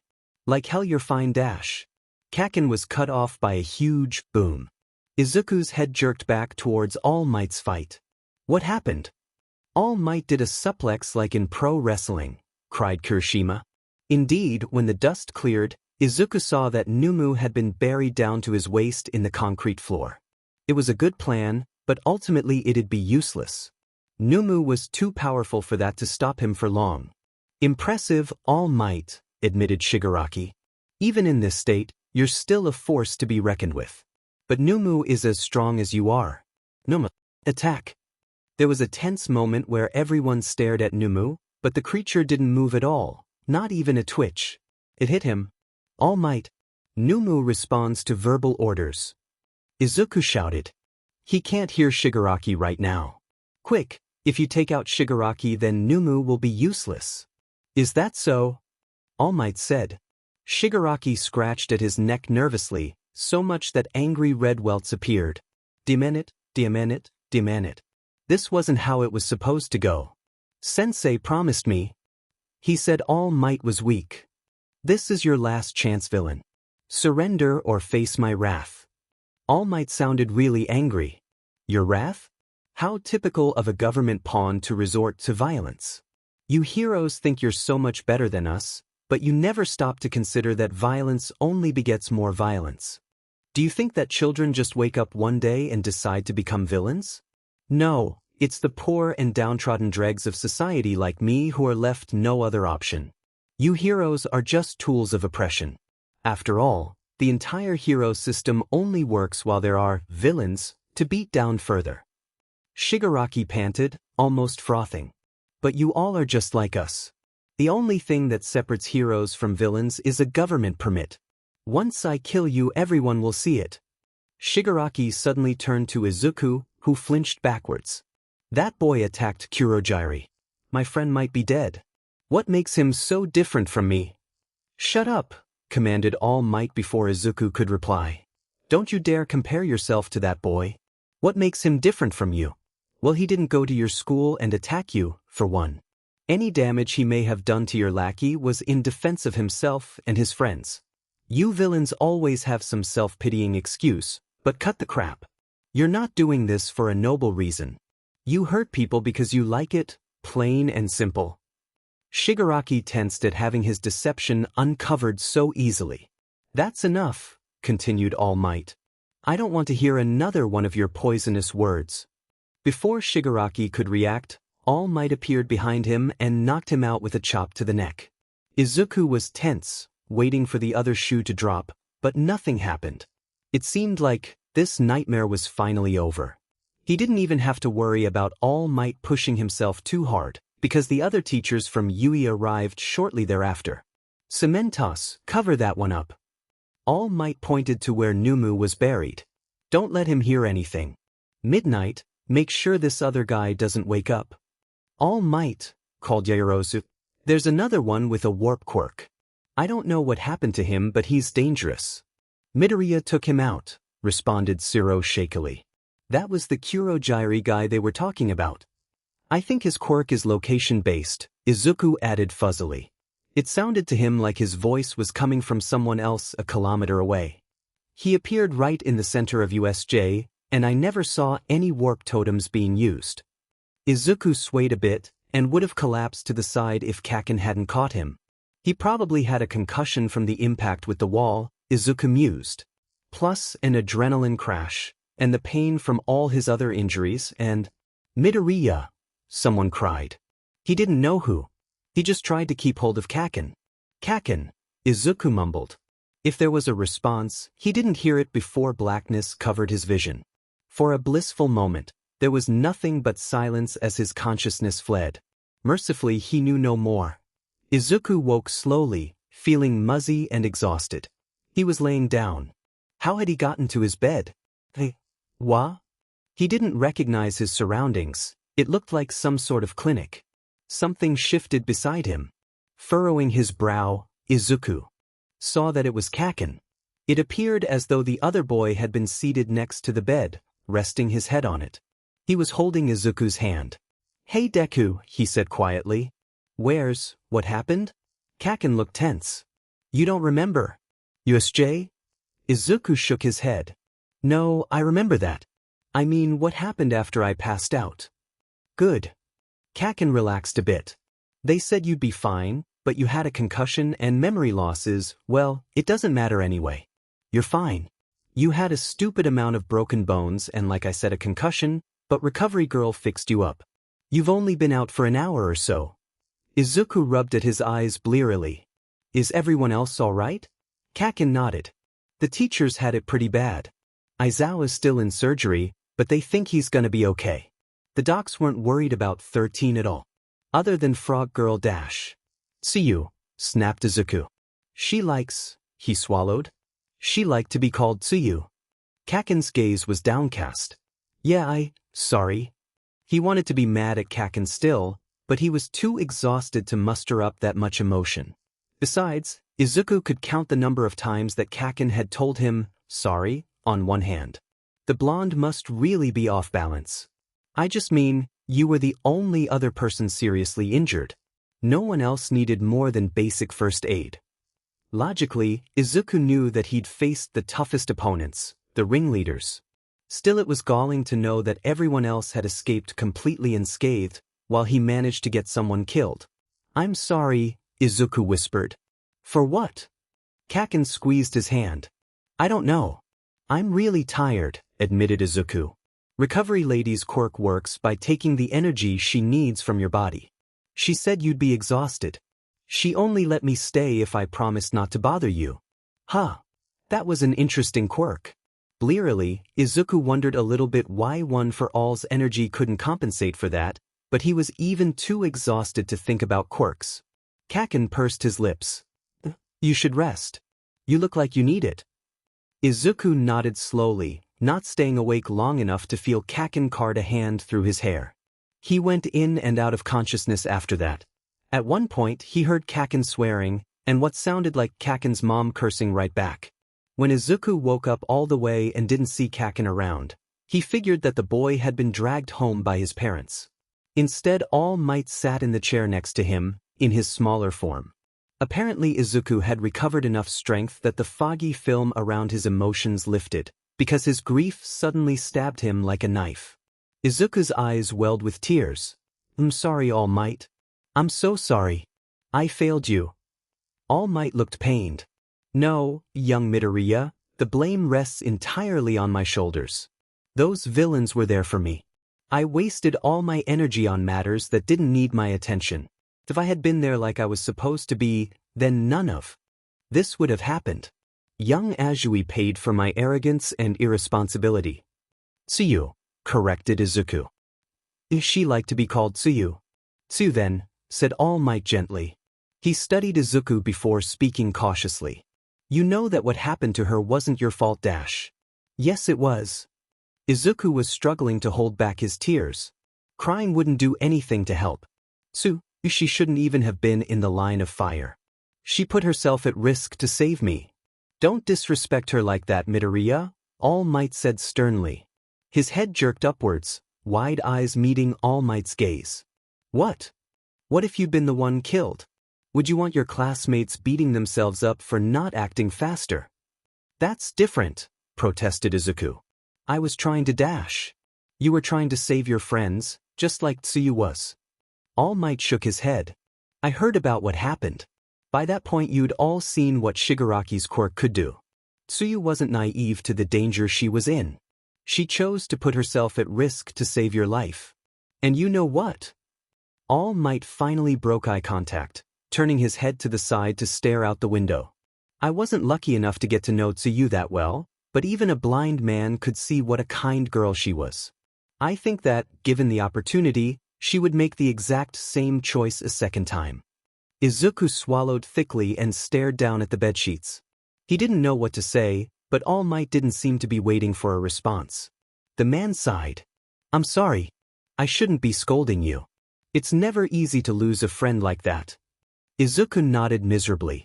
If it's any consolation, Aizawa and 13 are expected to make complete recoveries.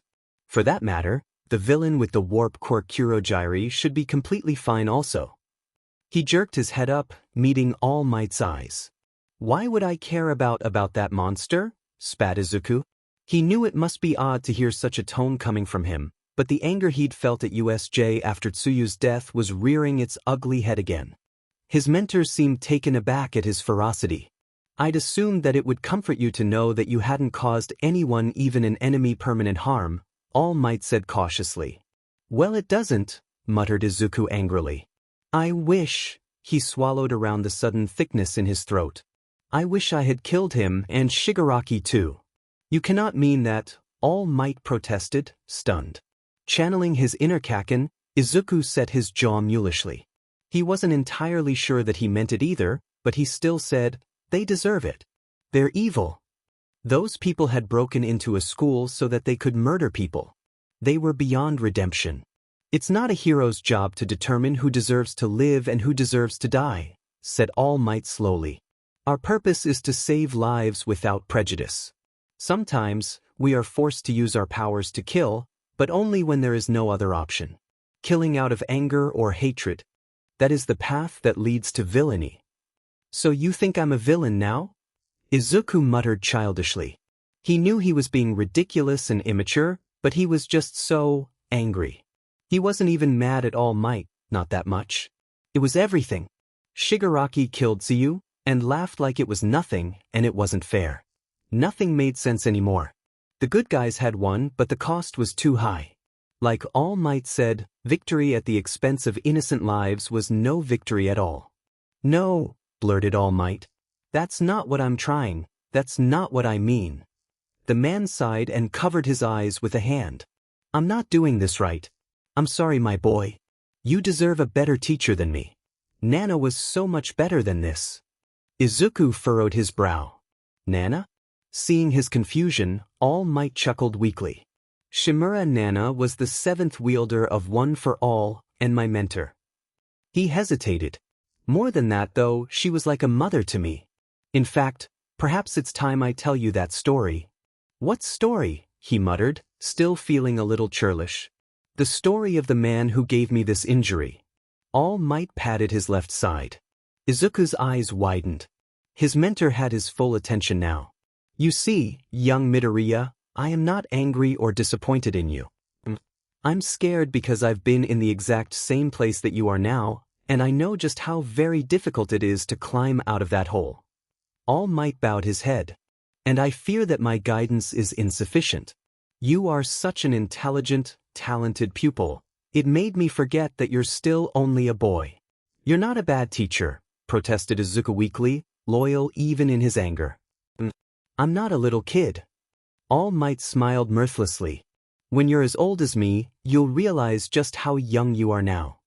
That doesn't make any sense. This time All Might's smile was a little lighter. Well, I did tell you that I'm no good at this. But that's not the point. The man sobered. How to begin? I suppose. Shimura Nana taught me that a hero should always smile. No matter how grim the situation, we should always smile, she said, because people's hearts need to be saved too, not just their lives. All Might grinned fondly in reminiscence. I thought that was a bunch of crap, he chuckled. People's hearts? What does that even mean? But she was my hero, my idol. She was so strong and kind, and wise in a way that I could never possibly live up to. She saw potential in me, a scrappy, delinquent, quirkless orphan street rat dash. Quirkless, blurted Izuku, wide-eyed. All Might chuckled. Oh yes, there's a reason I chose you as my successor, my boy. You're everything I was except 10 times better. Despite everything, Izuku couldn't help but glow with pride, just a little bit. But anyway, yes, when Nana found me, I was nothing but stubbornness and grit. My greatest desire was to be as amazing as her, and so I listened. If Nana wanted me to smile, then I'd smile. But it didn't mean anything, I was just mimicking her. I didn't really understand, not until the day she was murdered by the man who gave me this scar. Izuku stared at All Might, unable to muster up a word. Do you remember what I told you about how our quirk came to be? Asked All Might. You said that there was a man who had the power to take and give quirks, and that he was evil. You said that he gave his brother a quirk, and that his brother defeated him. All Might nodded. That's true, but it's not the whole story. You see, this man was called All for One, and although his brother defeated him, he did not kill him. All for One despised his brother's successors, and made it his mission to destroy us. Every single wielder of One for All has died at his hands, except for me. 5 years ago I managed to kill him, but at great cost. Your injury, said Izuku softly. Yes, confirmed All Might. However, many years before that, I was there when my mentor battled All for One. Nana had already passed her quirk on to me, and so the villain tried to kill us both when we were weak. To this day, I suspect that even with her power diminished, she would have beaten him if she didn't have to worry about protecting me. She gave her life to save mine, wounding All for One so badly that he was forced to retreat, and she bought me enough time to train and grow into our ability.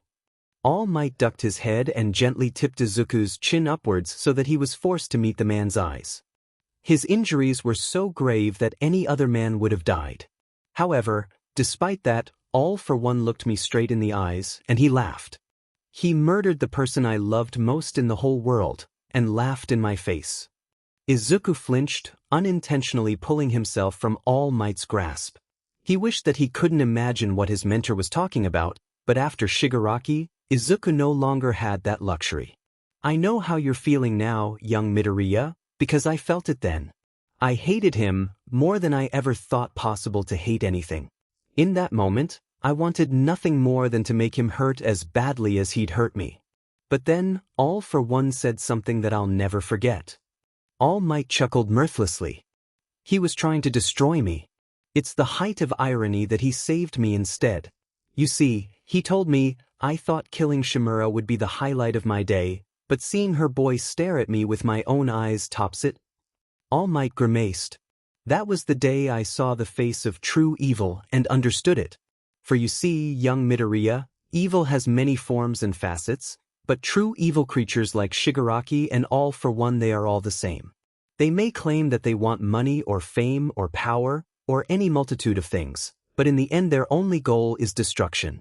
They feel such pain and hatred and rage, and the only thing that gives them any joy is bringing everyone else down to their level. All for One saw himself in me, and I realized that Nana had been right. If I had let him, All for One wouldn't have just killed my mentor that day, he would have killed me too, at least in all the ways that mattered. It wasn't just my life in danger, my heart was in danger as well. He almost destroyed me by putting me on the path to become exactly like him. So instead, I swore to take Nana's advice. I swore to always smile even when, no, especially when I felt like crying. All Might paused. In one matter, Shigaraki was correct. Violence begets more violence. Killing Shigaraki and people like him will not defeat them. It will only cause more pain, and there will be countless others waiting to take their place. Light is the only thing that can defeat darkness. That's why All for One despised Nana so much, and why Shigaraki despises me. We are symbols of hope. They want the world to think that human beings are ugly and evil, but we make them believe instead that humankind can be good and just. Shigaraki said that heroes and villains are one and the same, but he was wrong. If you truly want to get revenge on him, then prove that he was wrong. Young Midoriya, he came to Ije today to kill me, but it would bring him even greater joy to see you consumed by the same hatred and anger that fuels him. If you want to defeat him, then you must become a beacon of light. You must make other people feel hope. But to do so, All Might tapped Izuku's chest. You have to feel it yourself. Izuku opened his mouth, but then closed it and bit his lip. It's not that easy, he said hoarsely. I'm so mad and sad. How do I make it go away? All Might gazed at him sadly. I didn't say it would be easy, my boy. It might be the hardest thing you ever do. I know it was for me. And there's no one path for everyone to follow, but the first step is to decide not to be consumed by your negative emotions. I can't just decide not to feel bad anymore, protested Izuku. No, acknowledged All Might. But you can choose to try, and oftentimes that amounts to the same thing. Izuku swallowed, and for a long while the two of them sat together in silence. He didn't know how to respond, or even if he was capable of doing what All Might wanted, so he decided to ask about something else that was bothering him. All Might, you said that heroes are a symbol, and that their goodness is the only thing that can really defeat evil. Yes, All Might agreed, waiting for him to continue. That's what Kurojirai called you, the symbol of peace. Everyone calls you that. On the news they talk about how the crime rate in the whole country has plummeted since you first showed up. Villains are less willing to commit crime, and people are less willing to become villains in the first place. Shigaraki said that he heard you were getting weak. And you said that Nana could have defeated All for One, even with her power diminished. Izuku couldn't even say it. The words seemed blasphemous. Yes, my boy, it's not just my injury. I'm getting weaker by the day. When I passed One for All onto you, it left only a flicker of its light in me. Once I use up all the power that remains, then it will be gone for good, confirmed All Might grimly. Izuku trembled. If Shigaraki was willing to attack Yui just because of the rumor that you were weaker, then that means, when your strength is really gone, all those people who were too afraid to commit crimes before, they won't hesitate anymore. People like Shigaraki will show up more and more. And they'll spread hatred and despair, and cause more people to be like them. No one can say for sure, but yes, it's possible. Izuku digested that for a moment, before declaring, I won't let them. I don't know if I can let go of my anger and smile all the time like you do. I'll try, he added quickly. But I'm not strong like you and Nana. I'm just Deku. Izuku clenched his fists. Even so, I want to become stronger. I don't ever want one of my friends to die because I wasn't fast enough, not again. You gave me this power, and I want to be the kind of hero that makes you proud. All Might put a hand on Izuku's shoulder. That's a terrible burden to put on yourself, he said cautiously. But it's a burden you gave me. Izuku raised his eyes, determined. And I didn't know what it meant at the time, not really, but I accepted it. I'd still accept it now. He raised a glowing fist. This power, it gives me the chance to protect everyone. I wouldn't trade it for anything. When I got into you, I relaxed, kind of. I stopped working as hard as I was before, but I won't make that mistake anymore. All Might, I'm going to work harder than ever, because I can't afford to just be a kid anymore. All Might hesitated. All right, my boy, then I will help you every step of the way. He paused and tapped Izuku's chest. Just remember that strengthening your body doesn't do you any good if you forget to take care of your heart, too. Izuku swallowed, but nodded. I'll try my best. Izuku knew that his mom was worried about him. She cooked his favorite meals for dinner and breakfast the next morning, and acted extra chipper to make up for his silence. She'd picked him up from Yui shortly after his talk with All Might, worried sick about her son fighting real villains. It was kind of a mess all around. The teachers held a press conference where they all bowed and publicly apologized for their errors, swearing to enact new security measures, etc.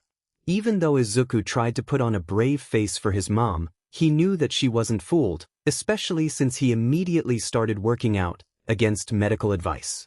She had to force him to go to bed once he fell asleep mid-push-up. Therefore, on Saturday the day after the fiasco at USJ, he bid Mom goodbye and jogged a few times around the block before grabbing his training bag and heading to a forested area on the edge of town. Izuku warmed up with some calisthenics, but quickly got down to business. He and All Might had practiced his martial arts a little during his months of training. Unfortunately, he didn't have his mentor there with a punching bag and pads to practice on, but he'd make do. Izuku gritted his teeth. He needed to start getting tougher anyway.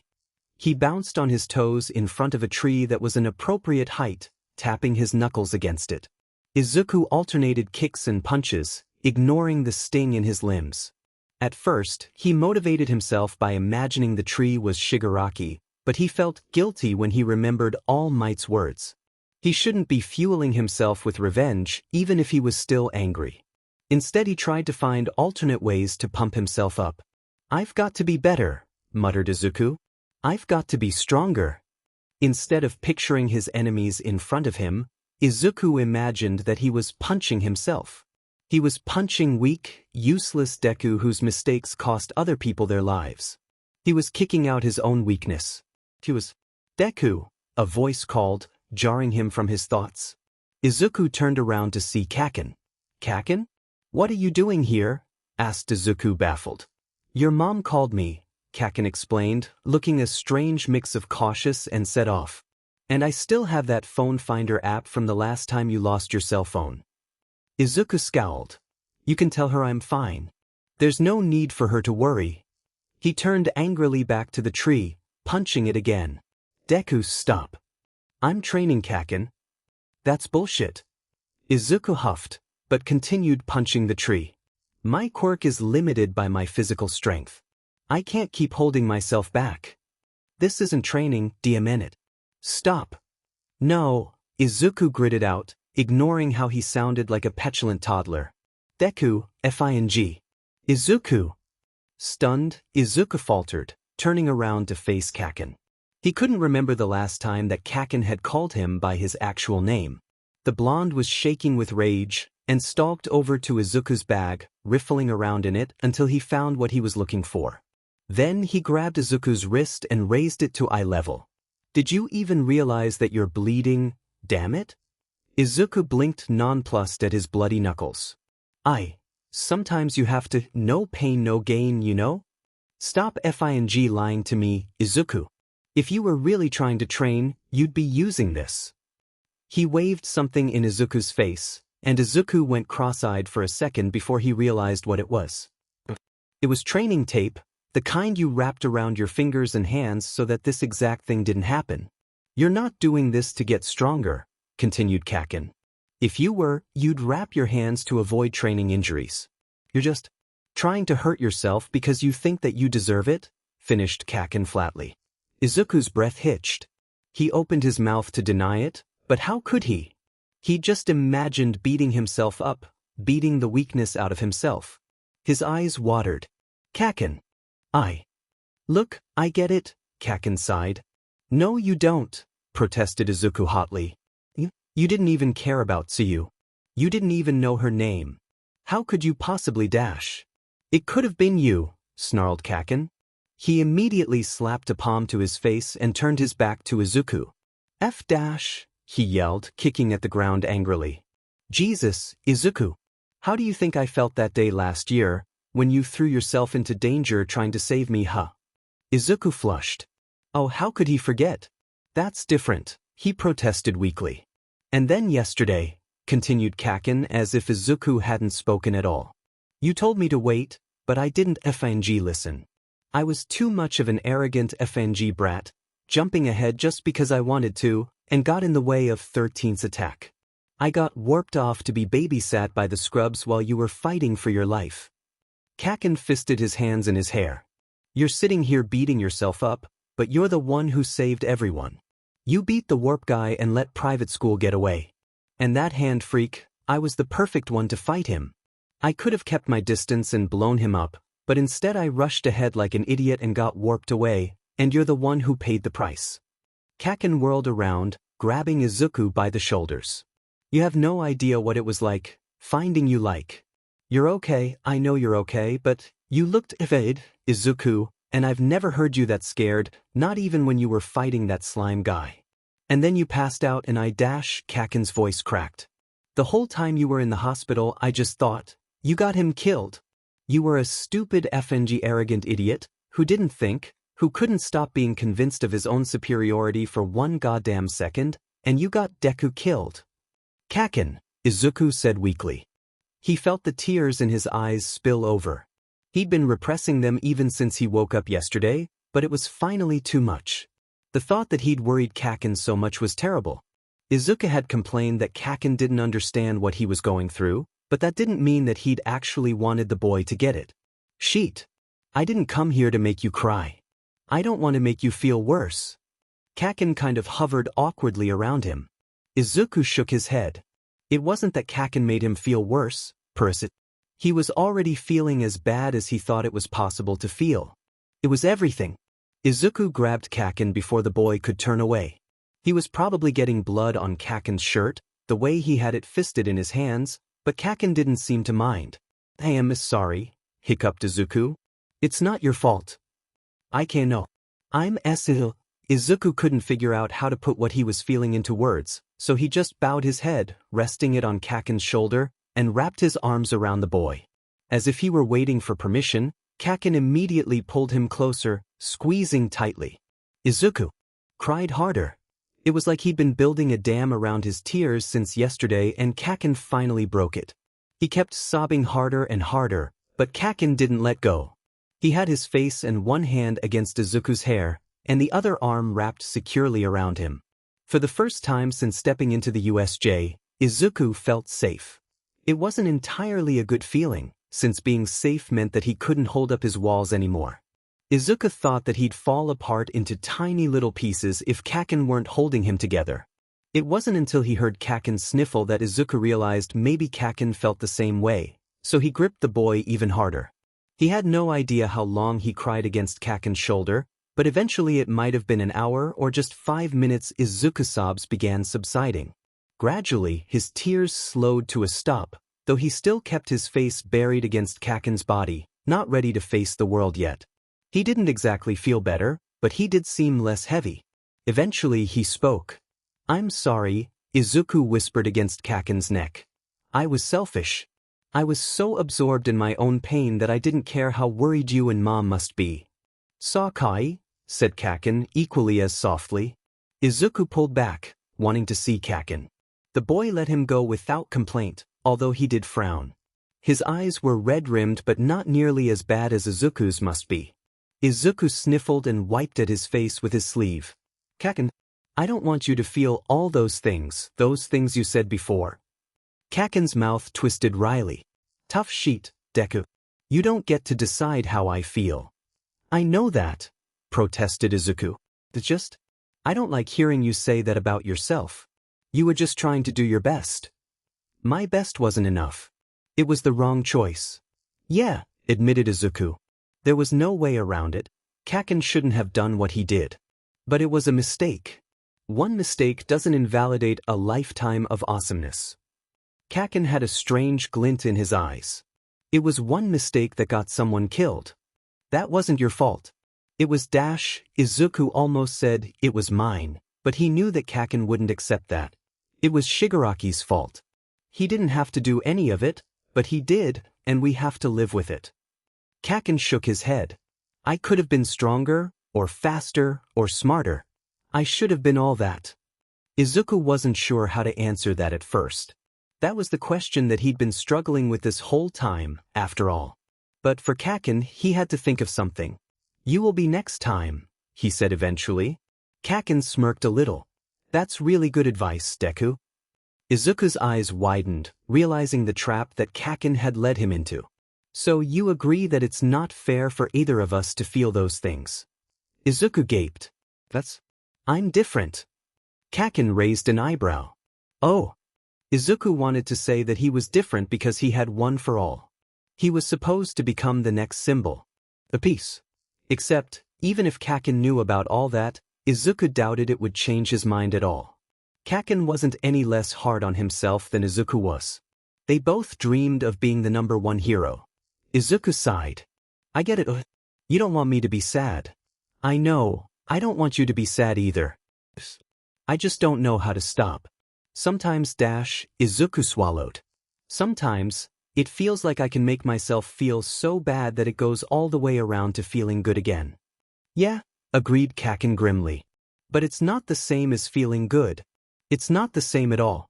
When I blame myself, though, when I say all those mean and nasty things to myself, it's sort of, Izuku let out a frustrated huff. I don't know how to explain it, but it's almost satisfying, like by being terrible to myself at least I'm doing something. It's like this burning fire, right here. Izuku pressed a fist to his sternum. And it's awful, but I still want it to burn. It's not good, but at least it's warm. It's not happy, but it's easier because I still don't know how to get back to happy, and I do know how to make myself feel worse and worse. Kaken swallowed hard. I know exactly what you mean. I'm sorry, said Izuku miserably. I don't want you to know what I mean. I don't want anyone to know what I mean. He took a deep breath. It's just, can we, hug again? It didn't solve anything, but that was the closest I felt to good since before this whole mess. Me too, admitted Kaken, before he drew Izuku close again. It wasn't as tight and desperate as last time, their arms wound loosely around each other. Kaken's lips rested against the side of Izuku's head. It wasn't a kiss, but it wasn't not a kiss either. Will you come home with me? Izuku whispered after a minute. I want to let Mom know I'm okay, but I don't want you to leave. Yeah, Dad. I'll stay with you as long as you need. It wasn't better. Not really, but at least it was a start. They had school on Monday, just like a normal week. Mom was still worried about him, Izuku knew, but he was a lot better than Saturday. He was still sad, but it wasn't the same crushing, all-encompassing sort of feeling. Kaken had stayed with him all weekend, except to sleep. Mom put her foot down on that. So any time Izuku started getting too hard on himself, he buried his face against Kaken and just breathed. He reminded himself about how upset he'd be if it were Kaken thinking the same things, and that he didn't want to make Kaken or Mom upset because of him. It wasn't a magic cure, but just like All Might said, deciding to do it put him on the right path. It was like slowly chipping away at a granite block, not easy by any means, but effective over time. It was surreal to think that they'd be going to class again. However, with Kaken holding his hand or wrapping an arm around his shoulders if he really needed it, or maybe if Kaken secretly needed it, Izuku felt like he could at least face the world. That resolve lasted until he got into Class 1A. Luckily there were no longer reporters at the gate. Principal Nizu had been extremely crafty. Even while managing a sincere and heart-wrenching apology, he seeded just enough information for the public to realize that the attack on USJ had only happened because the League of Villains used the reporter's rampage through Yui as a cover to steal information. It was a brilliant move. Not only did it get the press off of Yui's grounds, it also kept them from writing overly critical pieces about the school, lest they be labeled as the villain sympathizers. Izuku and Kaken got to class a little bit later than usual, so everyone else was already there. Izuku's breath caught as his classmates turned to stare at them. Finally, Ida broke the silence. He walked up to Izuku and bowed low, head below his waist. Please forgive me, Midoriya. It sounded like he was on the verge of crying. You put your life in danger to allow me to escape and I failed you all. If I hadn't hesitated I could have reached All Might sooner. If I had run faster, then All Might would have arrived earlier. It's all my fault. No, protested Izuku, pulling Ida back upwards. Before he could continue, Shiro interjected. It's my fault Ida died. The boy's breath hitched. My quirk would have been perfect for that. I should have pulled her back to safety with my tape, but I was too afraid to do anything. Shiro stared at the ground, trembling. I was completely useless. All of us around 13 were useless, cried Ochiko. Deku and Tetsuyu were the only ones who weren't total failures. To his horror, Izuku heard the anger and self-recrimination in her voice that he recognized from his own worst moments. Izuku watched mutely in dismay as his classmates spoke over each other to try and blame themselves. For some reason Todoroki seemed to be the hardest on himself. It wasn't what he said, exactly, but the look in his eyes when he said it. I'm ashamed to pretend that I'm hero material, Todoroki said simply. I allowed myself to be distracted and neglected my duty. His recrimination was one of the simplest, but it worried Izuku the most. It seemed that the fiasco at USJ had made his classmates suspect the worst about themselves. Todoroki, however, acted like it had merely confirmed his worst thoughts. Hey, shouted a voice from the doorway. Izuku turned and saw Mr. Aizawa wrapped head to toe in bandages. Relief warred with worry. On one hand, it was terrible to see his teacher injured badly, but also it was great to see that he was well enough to return to class so soon. That's enough. I don't want to hear any of you speaking like that again. The man took a deep breath before heading to the lectern. Take your seats, everyone. I need to talk to you. As the students found their desks, the silence and misery was so thick that Izuku felt it was almost a tangible presence. Mr. Aizawa collected himself for a moment. Before beginning, to start, I want to say that 13 and I are expected to make complete recoveries. I know that you all were worried about Midoriya, too, but as you can see he's just fine. Izuku flushed and stared down at his desk. Of course everyone would be worried about him, with the way he fainted, especially if he looked as bad as Kaken had said. He felt guilty for not even thinking about them, but he took a breath and didn't let the guilt get too bad. That'd make Kaken sad. That being said, Mr. Aizawa bowed his head as much as his bandages allowed him. All teachers here at UE have a duty to ensure the safety of our students. As your homeroom teacher, that goes double for me. More than just your safety, my mission is to see every one of you grow and thrive. Izuku felt paralyzed in his seat. Oh no. This was just another self-recrimination. Every single one of them were blaming themselves for what happened to Tsuyu. Everybody in this room felt that same dark, oppressive despair that had haunted Izuku all weekend. And not just them. The first thing All Might said when Izuku woke up was that it was all his fault for wasting his energy. Suddenly, Izuku understood exactly what All Might meant by saving people's hearts. All of them were in that bad place, feeling the fires liking at their feet but not knowing how, or maybe not thinking that they deserved to get back to being okay again. It was just sadness and anger and self-hatred. It wasn't right. Izuku had no idea how to make it better, but he knew that he couldn't handle hearing his own terrible words coming out of someone else's mouth again. He didn't know if he could fix it, but he had to do something. There was a loud screech as Izuku's chair scraped backwards. Mr. Aizawa! Exclaimed Izuku. Their teacher stopped speaking and stared at him.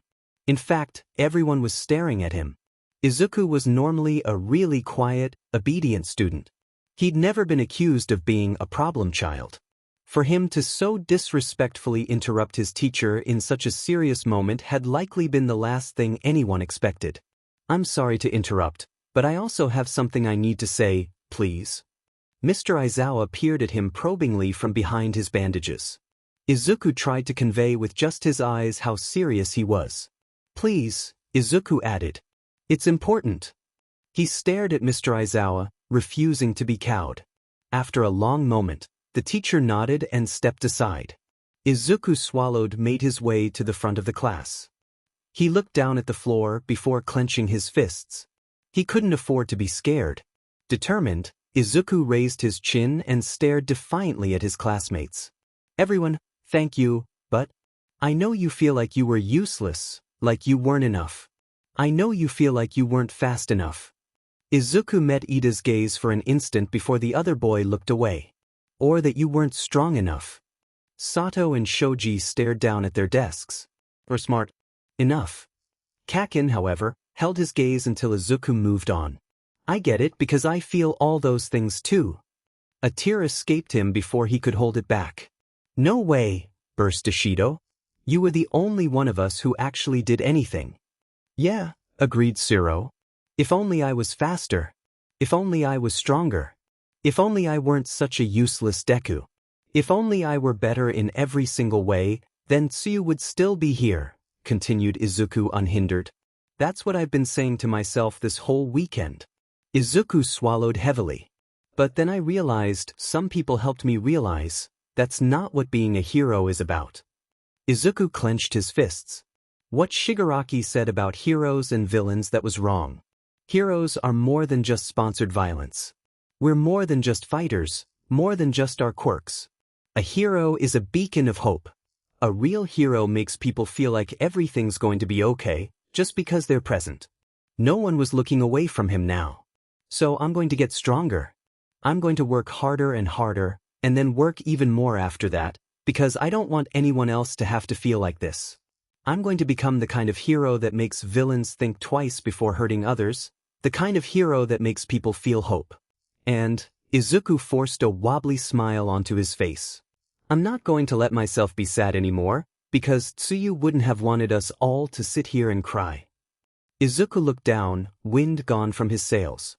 He felt awkward now that he'd run out of things to say. I thought I'd tell you all that in case anybody else wanted to be that kind of hero too. There was a loud bang and Izuku looked up, startled. Kirishima had stood up so fast that he'd knocked over his chair.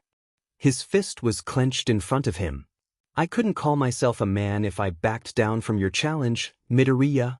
I'm with you 100%. Ida stood next. Me too, Midoriya. I want to be a hero that brings people hope, like my brother.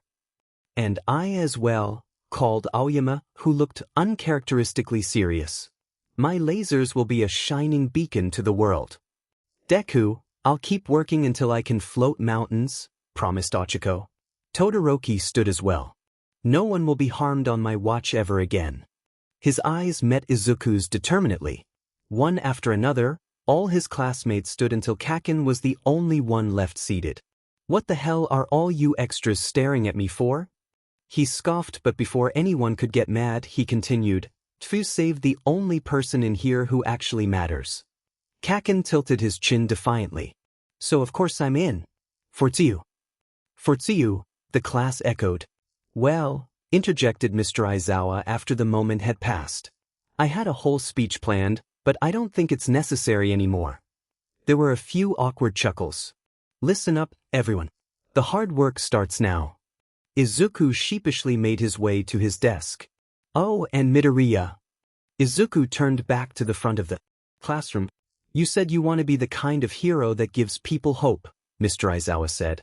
I can only speak for myself, of course, but I for one think that you're well on your way.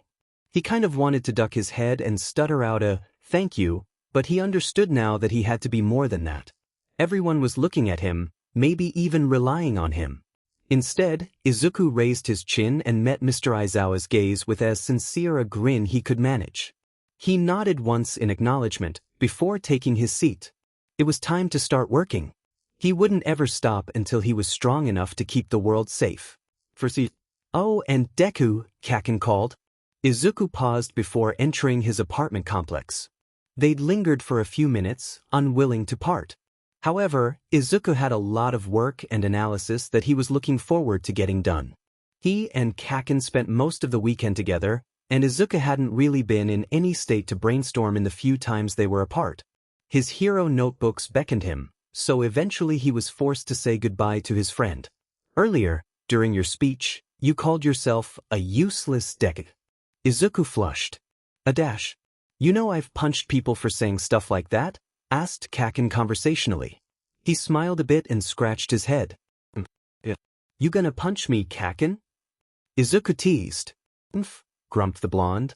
If I thought it'd actually stop you from thinking stupid things like that, I'd consider it. Don't you think it's a bit weird to call me stupid while telling me off for insulting myself? Shut up, that. Just listen. Kaken scowled and kicked idly at the ground. I know I made up that name when I was mad at you. And so some dumb fuckers thought that Deku must mean something bad, but Kaken's scowl deepened. It's in your name, it's part of you, so it could only be something good, he muttered. Izuku's breath caught. Kaken, his eyes suddenly felt wet. I can't believe you made me say some sappy shit like that, Deku. You know how much I hate it. Izuku was grinning too hard to respond. Instead, he inched back over to Kaken and grabbed his hand, squeezing it tightly. When he glanced up at Kaken's face, his eyes caught on the boy's lips. Kaken just said one of the nicest things he'd ever told Izuku outright, rather than a kind of insult that they both knew was meant as a compliment. They were holding hands. Now was the perfect time to, kiss. The thought of it seemed impossible though. A kiss on the cheek was one thing, but lips? Izuku's eyes flickered up to meet Kaken's. He was staring at Izuku too. An odd feeling jolted through Izuku like a spark, and his breath caught when he saw that Kaken was leaning closer to him. Was he? Were they really? A man bumped into Kaken, jarring him enough to break the spell. The moment passed, and Izuku blushed crimson down to his toes. Thanks for walking with Kaken Tsuyutamoribi, he spat out, before sprinting into his building, collapsing onto the wall next to the door. He couldn't believe that he almost maybe kissed Kaken. He couldn't believe he ran away afterwards. Oh God. Hopefully Kaken was inured to his awkward and hopeless self and wouldn't think anything of it. Really, why was Izuku acting so surprised? They'd held hands and hugged and gone a maybe date and kissed each other's cheeks. They were practically boyfriend. Nope. Izuku couldn't even think it. There was a bang on the wall next to his ear. Izuku jumped and whirled around. Oh no. He'd forgotten that his complex had floor-to-ceiling windows next to the doors. Kaken was on the other side, managing to look embarrassed for him but also painfully fond, simultaneously. Stop overthinking things and go home, Deku. Kaken's voice was muffled, just barely audible through the glass. Without waiting for a response, the blonde turned on his heel and walked off. Izuku noticed a slight spring in his step. Grinning ear to ear, Izuku did as he was told. Okay, so they hadn't done it this time, but maybe next time they would. In front of him lay a notebook labeled, Hero Notes for the Present, Volume 1. Izuku had written in it all his observations about his fight at USJ, with particular focus paid to his battle with Numu. He'd been too preoccupied with grief and panic to notice at the time, but there were a lot of strange things that happened during that fight. Izuku looked down at his untidy scrawl. Odd occurrences. 1. Using an underpowered smash to create a shockwave from a distance didn't injure me nearly as badly as when fighting the 0-point robot. 2. I was able to reinforce my body so much that Numu's 10% attack didn't hurt. 3. Numu's force absorption stopped me from hurting myself, even at 100%. There were tons of other observations in the book, but he kept going back to those 3 things over and over again. They were highlighted, underlined, and starred. Izuku wasn't exactly sure why, but he felt that if he could understand those 3 things, then he could tease out the secrets of one for all. He was determined to improve beyond the limits of his body. The only thing holding him back was his physical strength, and so of course he was working hard to build muscle. Except, that was slow going, and quite frankly he may never have as huge a frame as All Might. Izuku just wasn't built the same way. He'd never be as tall as the man, for example. Additionally, developing his physique to the point where he could handle his power could take a decade. Izuku didn't have that kind of time. So instead he went back to the drawing board. That's why he'd returned to his trusty note-taking habit to figure out how to proceed. Izuku tapped his pen against the paper absent-mindedly. After considering for a moment, he scrawled. Observations. 1. When I blocked Numu's attack, I used way more energy than I should be able to handle, but it didn't hurt. 2. It's never hurt to enhance my body. 3. Only smashes hurt. Izuku drew a line between observation 3 and strange occurrence, then, next to the line, he wrote, "What is a smash?" and circled it twice. He must have seen dozens of videos of All Might using his special attacks, and a few times in real life as well. Everyone knew that his smashes were punches so powerful that they created shockwaves, but Izuku wasn't so sure anymore. He used more energy-blocking Numu than he had creating the smash to try to blow Shigaraki away, and yet the latter broke his arm whilst the former didn't hurt. It made no sense. If a smash was just extreme amplification of his body, why was it different from using one for all to defend himself rather than attack? In fact, Izuku recalled the first smash he'd seen in real life, when All Might defeated the slime villain. His punch had been so powerful that it breached the stratosphere and changed local weather patterns. Was that even physically possible? Previously, Izuku had no doubt that his mentor was capable of enhancing himself so dramatically, but he was starting to become uncertain. He'd seen All Might's true form. Was his emaciated body really capable of withstanding such intense power on the basis of physical strength alone? After a little brainstorming, Izuku realized that all of All Might's smashes had one thing in common: they all produced shockwaves. Additionally, it wasn't the punch that did most of the damage, but rather the shockwave itself. He scratched out a quick note. Shockwave, shack, wave, a sharp change of pressure in a narrow region traveling through a medium, especially air, caused by explosion or by a body moving faster than sound. Izuku hummed thoughtfully. Could All Might be punching faster than the speed of sound? It was certainly possible, but shouldn't a real shockwave spread out in a circular pattern? That didn't describe a smash at all. They were directional and focused, like a burst of... It was so obvious. It was a burst of energy. Maybe physical strength alone couldn't create a smash, but one for all wasn't about physical strength, not really. It was an energy source. And why wouldn't he be able to release a burst of energy from his fist? Izuku was confident that his hunch was correct. It felt right. But why should using one for all's energy for a smash hurt more than using it to reinforce his body? He tried to recall what All Might had told him back when they first started training together. The man said that Izuku couldn't handle one for all as he was, that it would blow his limbs off. Izuku himself remembered thinking at first that his quirk would make his arms explode. Indeed, when he used his full power against the 0-point robot, the energy felt like it ripped itself out of him, shattering his arm and legs in the process. He made a note on the paper in support of the energy shockwave theory then. That seemed to fit into the paradigm. However, the idea of his body not being able to handle one for all in its passive state didn't make any sense. He'd accepted it at the time, but in hindsight it was silly. Where did all that energy go when Izuku wasn't using it? It had to be stored inside of him somehow. Therefore, it couldn't be harmful in its inert state. Eureka! Izuku muttered. Enhancing his muscles took energy. Using a smash released energy. But fortifying his body? That was just reapportioning his power. It was kind of like having a bulletproof vest. The energy wasn't really doing anything, it just sat there. Theoretically, there wasn't a functional limit to how much energy he could use to defend himself. Well, Izuku supposed that there would be a point where he couldn't grip it in the right place, and having it snap back may rip him to shreds. Minor details. Okay, so maybe his capacity for defense wasn't limitless, but it was probably a lot higher than he'd previously assumed. Turning to a fresh page, Izuku wrote, Short-term goals. 1. Figure out how to modify OFA for defense. Satisfied, Izuku turned back to the previous pages, considering observation 2. It's never hurt to enhance my body.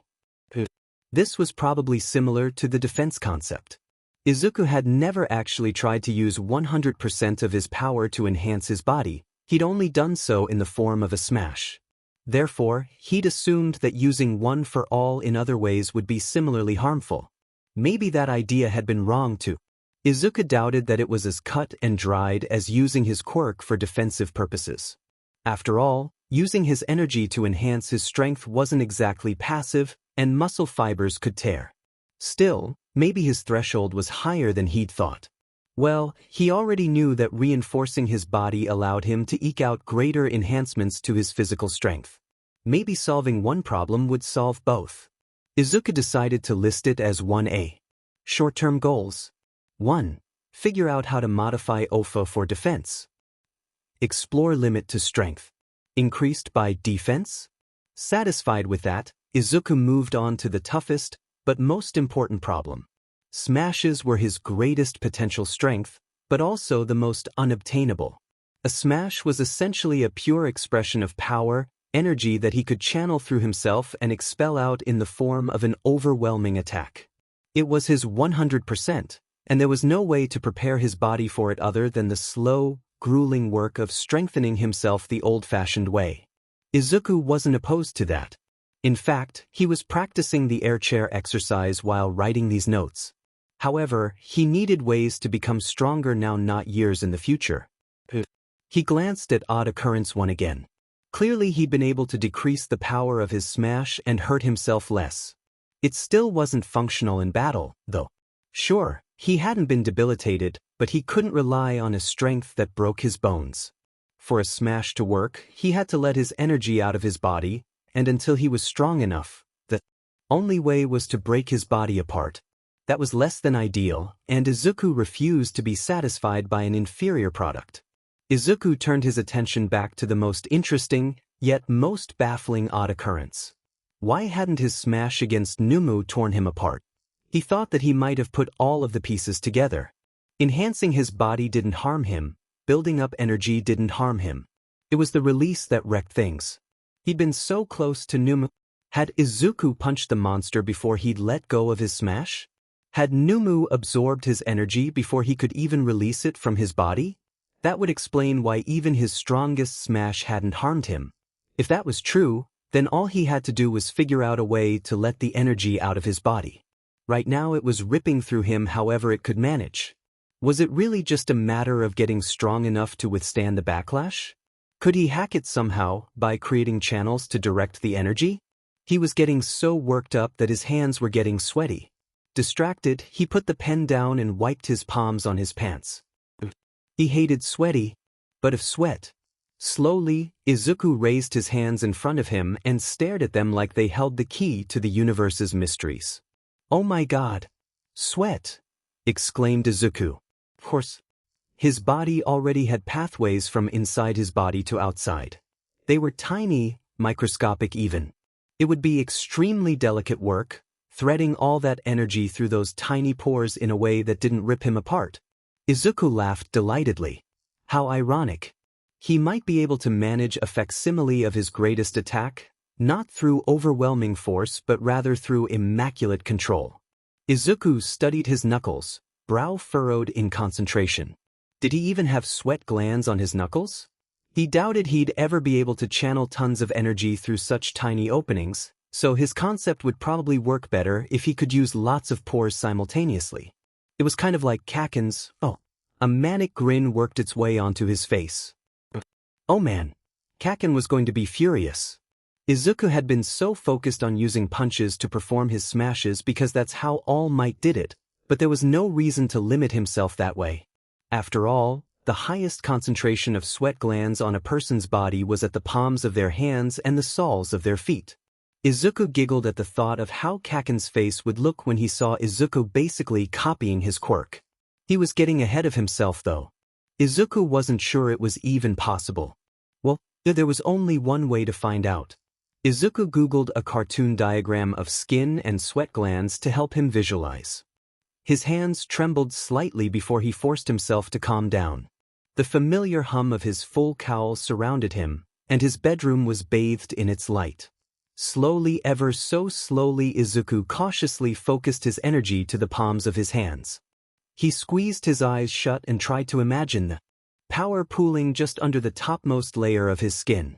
Once he got that under control, Izuku visualized the energy finding his sweat glands, leaking out, not bursting or flowing, but gently floating like steam from a pot.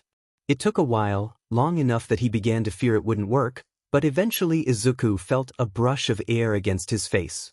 It was slight enough to be mistaken for a shifting breeze if he weren't indoors. Izuku dropped his arms to his sides and stared at the wall in absolute astonishment. That, it had barely been anything, but it was proof. He could do it. He could do it. Delighted, Izuku leapt to his feet and danced around his room cheering.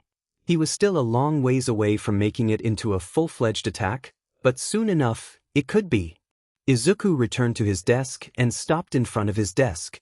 He picked up his pen with a trembling hand and added one more line to his notebook. Short-term goals. 1. Figure out how to modify OFA for defense. Explore limit to strength. Increased by defense. 2. Master your smash. On Tuesday afternoon, All Might was leading Class 1 as calisthenics course. It was basically glorified P. All Might essentially acted as their drill sergeant for 2 hours, and if they were lucky they'd tackle an obstacle course. Today, however, was an unlucky day where instead they just had to run until they dropped, do push-ups until they dropped, sit-ups until they dropped, etc.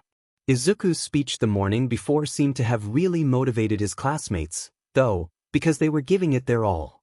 Even Aoyama and Jiro, who normally groaned about physical exercise and only did it grudgingly, were pushing themselves beyond their limits without complaint. All Might was practically glowing. For Izuku, the workouts were nothing special. He'd had a lot harder before joining Yui, and then with All Might's personal attention. The man was definitely a demanding taskmaster, so it was a lot easier when his attention was split between 19. Izuku gritted his teeth. 18 students.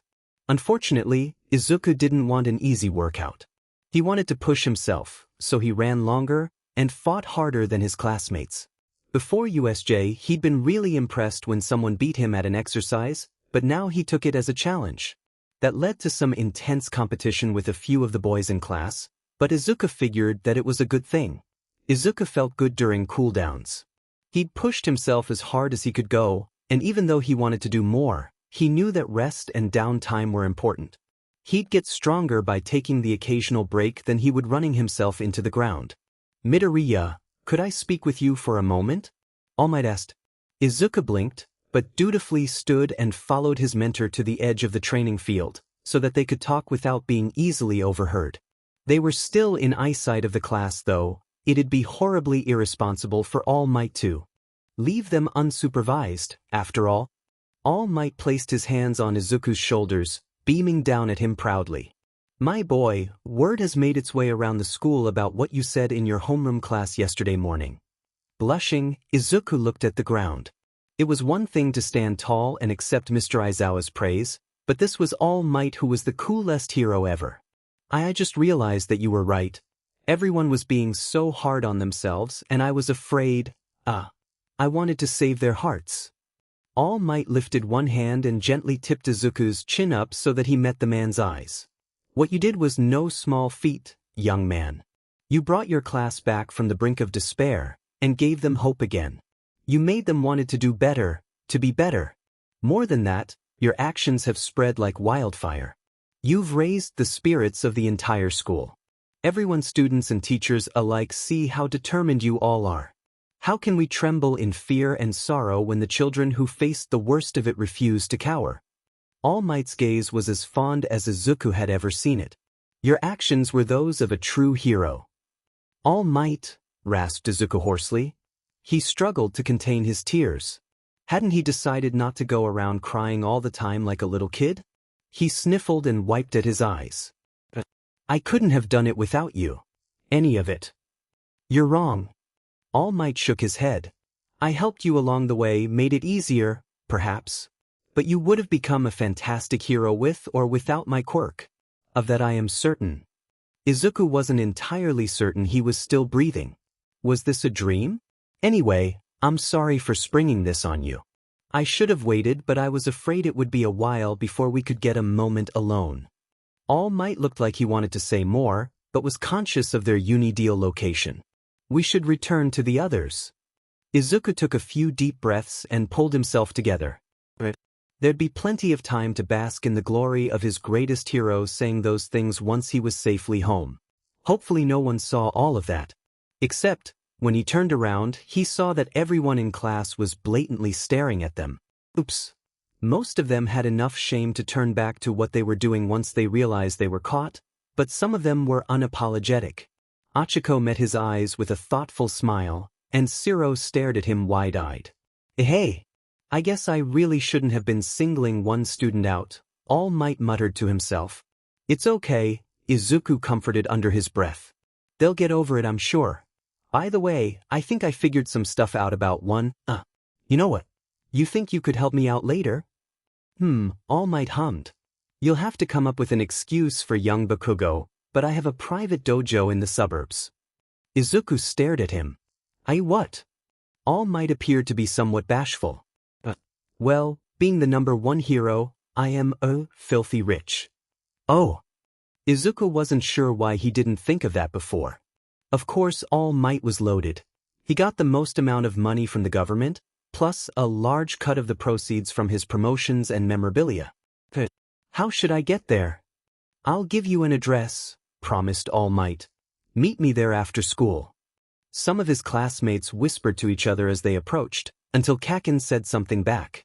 It must have been really cutting, considering how the offenders paled and fell silent.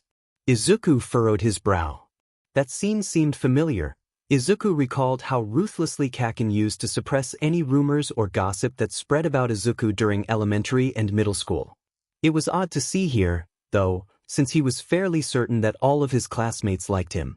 Izuku doubted that people like Shiro, Ojiro, and Kaminari would make fun of him. Maybe they just annoyed Kaken some other way. Regardless, all the whispers stopped when he got back to the group, though the glances didn't, nor did Kaken's glowers. Izuku was worried for a moment that Kaken was annoyed at him, but the boy sidled up to him immediately and wrapped an arm around his shoulders, heedless of how gross and sweaty they were. Kaken was being really defensive. That kind of concerned Izuku. Were they making fun of me? He whispered. The blonde looked genuinely surprised. The hell? Those extras practically worship you, Deku. Nah, they were just being effing idiots, that's all. Frowning, Izuku decided to just let it drop. Maybe they'd been teasing Kaken? It didn't really seem right, but he didn't want to press the issue just in case. Regardless, even though everyone was weird, they weren't cruel at all to him. Everyone patted him on the back or joked around with him, as usual. They just glanced at him a bit more than he was accustomed to. Izuku figured that it wasn't a joke at his expense, then. Whatever. They'd settle down eventually. Maybe they were in awe of him being singled out by All Might or something. After the last bell rang, Izuku found himself chatting with Ida and Achiko as he waited for Kaken to finish asking Mr. Aizawa about one of their assignments. It wasn't until Kaken joined them that he realized he still needed to tell the boy that they wouldn't be going home together. I'm not, going to go straight home today, said Izuku nervously. Kaken rolled his eyes. Where are we going then? Izuku cringed. Just, me. They stopped walking. Achiko and Ida also came to a halt, looking horrifically awkward next to them. Kaken stared at him for a moment before asking in a surprisingly level tone of voice, "And what is it that you're doing?" A million lies flashed through his head. Izuku knew it'd be useless though. Kaken would see through him in an instant.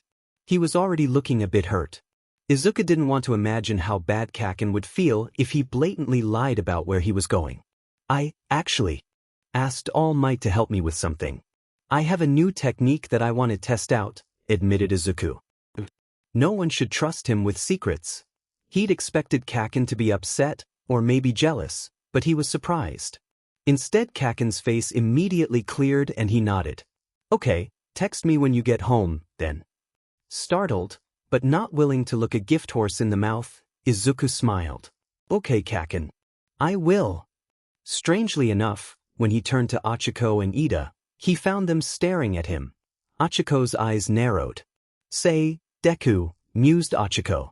You and All Might are pretty close, huh? Somehow, Izuku managed to both tense up and freeze completely at the same time. Haha, what? Why would you say that? I don't think so. Do you think so, Ida? Izuku didn't give Ida a chance to respond. No way. Me and All Might are just like student and teacher. Definitely no other relationship than that. It's only that he seems really fond of you, you know? More than a teacher would feel for a student. Did you two know each other before Yui? Izuku went completely bug-eyed. Are you suggesting that he's doing something inappropriate? He wasn't sure if he was more shocked or angry on All Might's behalf. What? No. Achiko seemed legitimately taken off guard. I didn't think that at all. You two aren't subtle. It's obvious that dash. Shut the F up, hissed Kaken. Izuku's jaw dropped. Kaken sounded genuinely angry. This wasn't annoyance or the quick-to-light but quick-to-burn-out rages he was prone to. No, Kaken was shaking, furious in a way that Izuku rarely saw anymore. Even Achiko seemed to realize it, shrinking back slightly. Did you for one goddamn second think that if Deku has a secret, it might be for a good effing reason? By the end of his sentence, Kaken's voice had loudened a bit, and he visibly reined himself in. When he continued, his tone was barely above a whisper. You saw firsthand that All Might has enemies who are desperate to kill him no matter the cost. Can you imagine what they do to All Might's dash? He cut himself off, pursing his lips. What? Had they somehow realized that Izuku was All Might's successor? But that was ludicrous. There was no record of a quirk that could be passed from person to person. How could they possibly have imagined it? Even Izuku wouldn't guess something so far-fetched. It didn't make any sense, but it was the only thing he could think of. Achiko looked horrified. Oh, of course. That was really careless of me.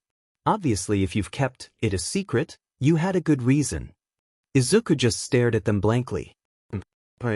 But, I definitely don't have any secrets.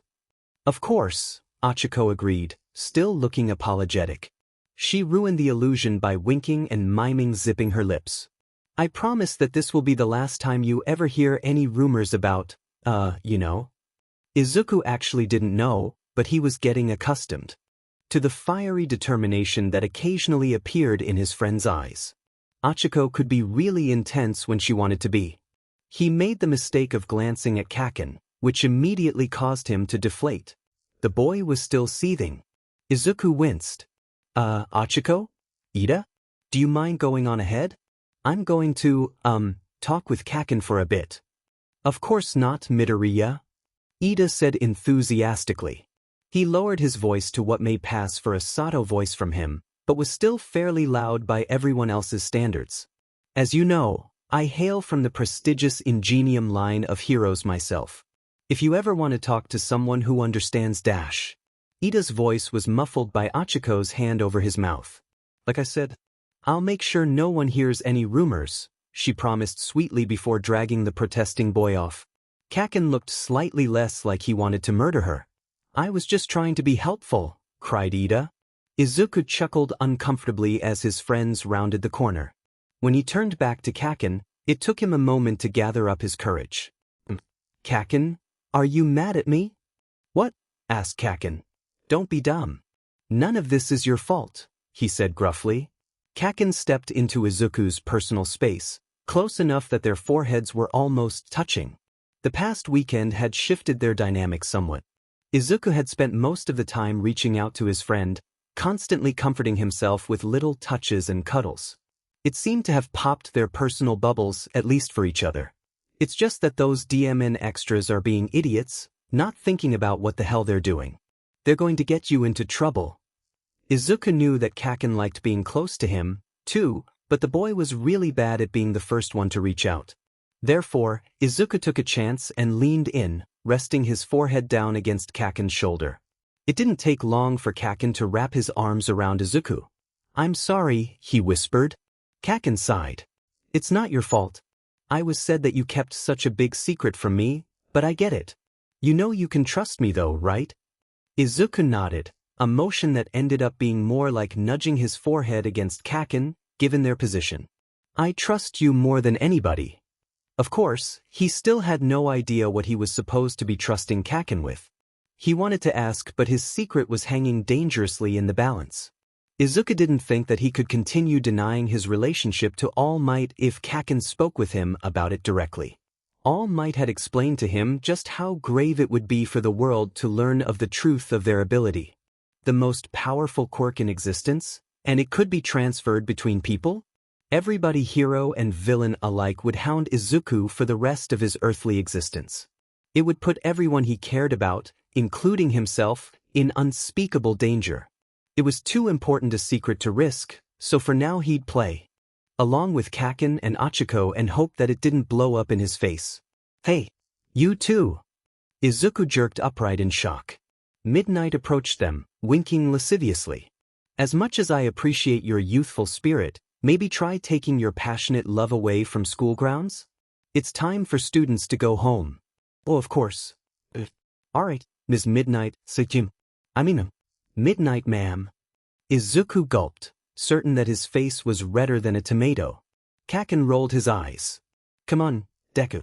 Try not to let your head explode. Still, the blonde's cheeks were dusted with pink. I'll walk you to your train.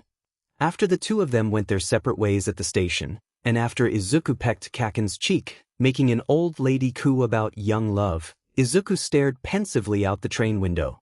Somehow, his classmates had gotten the impression that there was something more to his and All Might's interactions than just that of a student and teacher.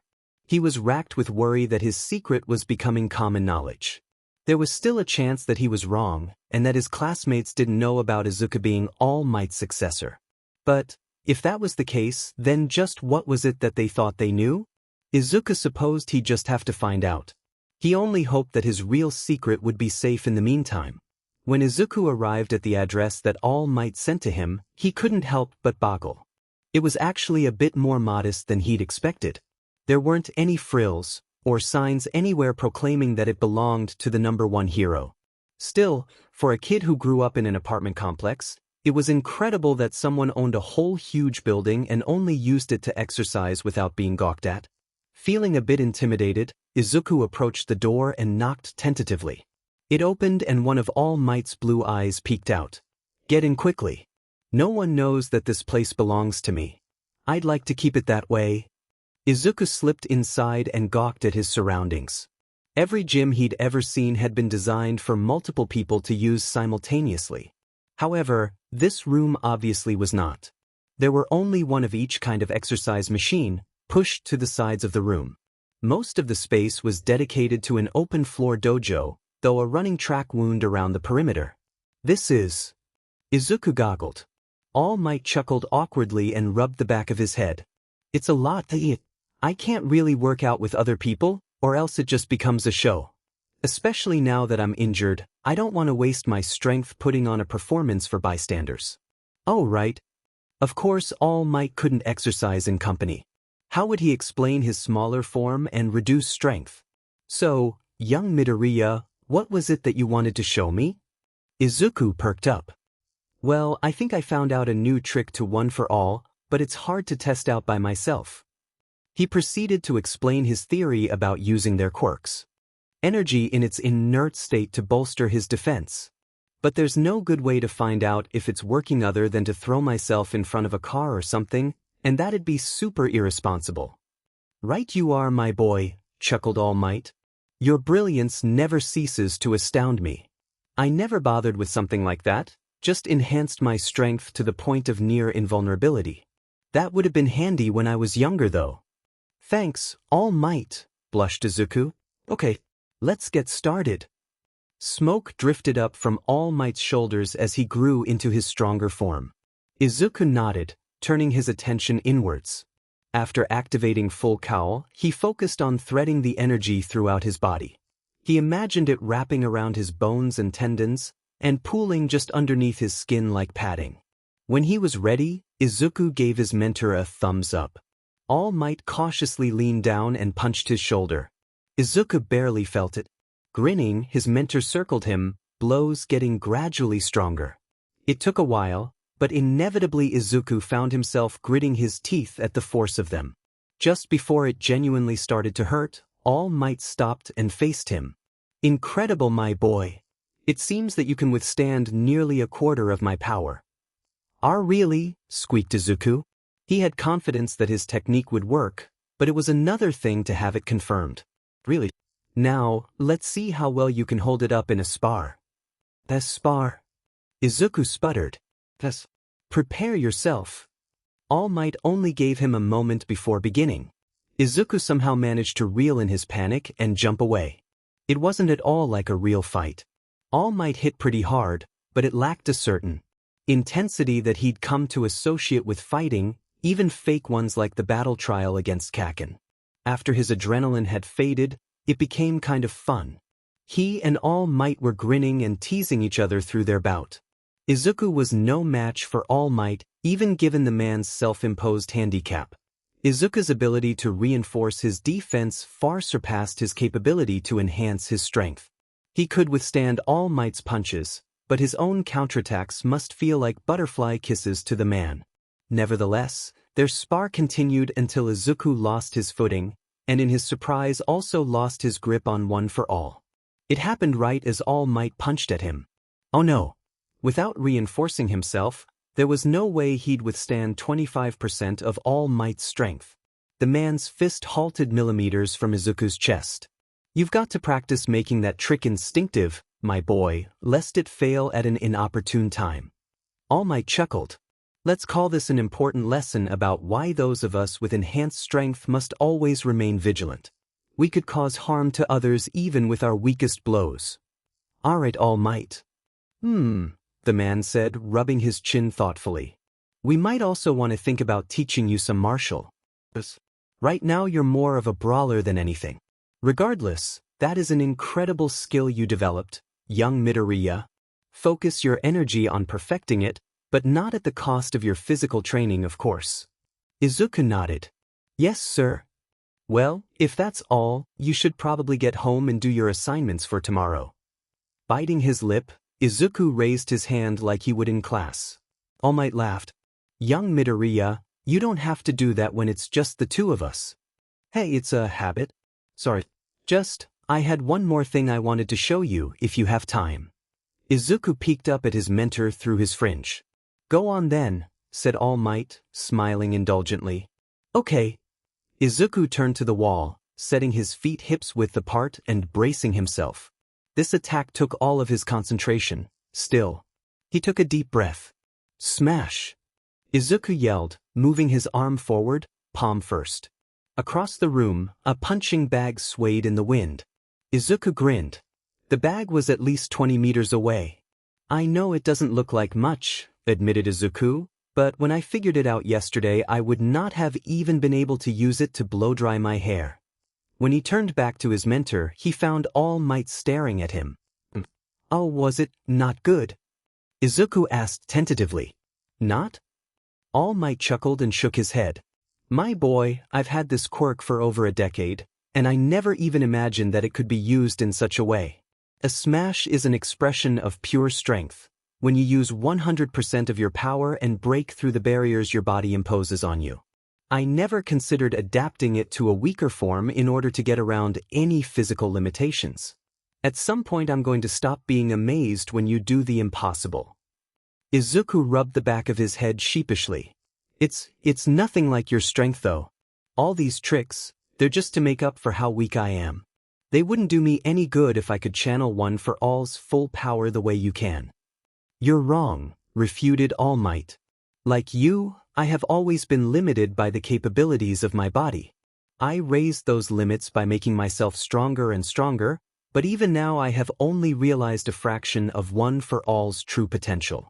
You see these techniques as crutches, but in truth they are innovations that no other wielder of our quirk ever conceived of. Indeed, I have no doubt, young Midoriya, that you will surpass me one day. Izuku felt his jaw tremble and tears spill out of the corners of his eyes. It means everything to me, All Might. His mentor clapped a hand onto his shoulder. Of course, we'll have to work on your tendency to cry every time you get a compliment, he said gently. All right. Izuku wiped at his face with his sleeve. Now then, I truly have kept you here too long. Is there anything else? Perhaps you've figured out how to fly or shoot laser beams from your eyes. Izuku hesitated. He considered telling All Might about how strangely his friends had been acting, and that he suspected his classmates might know more about their relationship they should. Too late, he saw All Might's eyes widening and remembered what the man had last asked. No, it's nothing like that.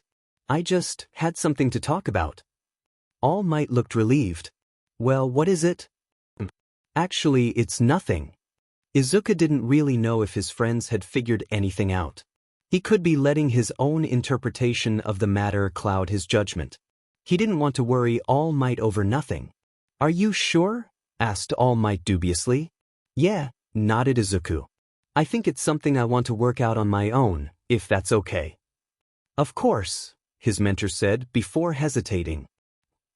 That is, All Might cringed and seemed to gather himself.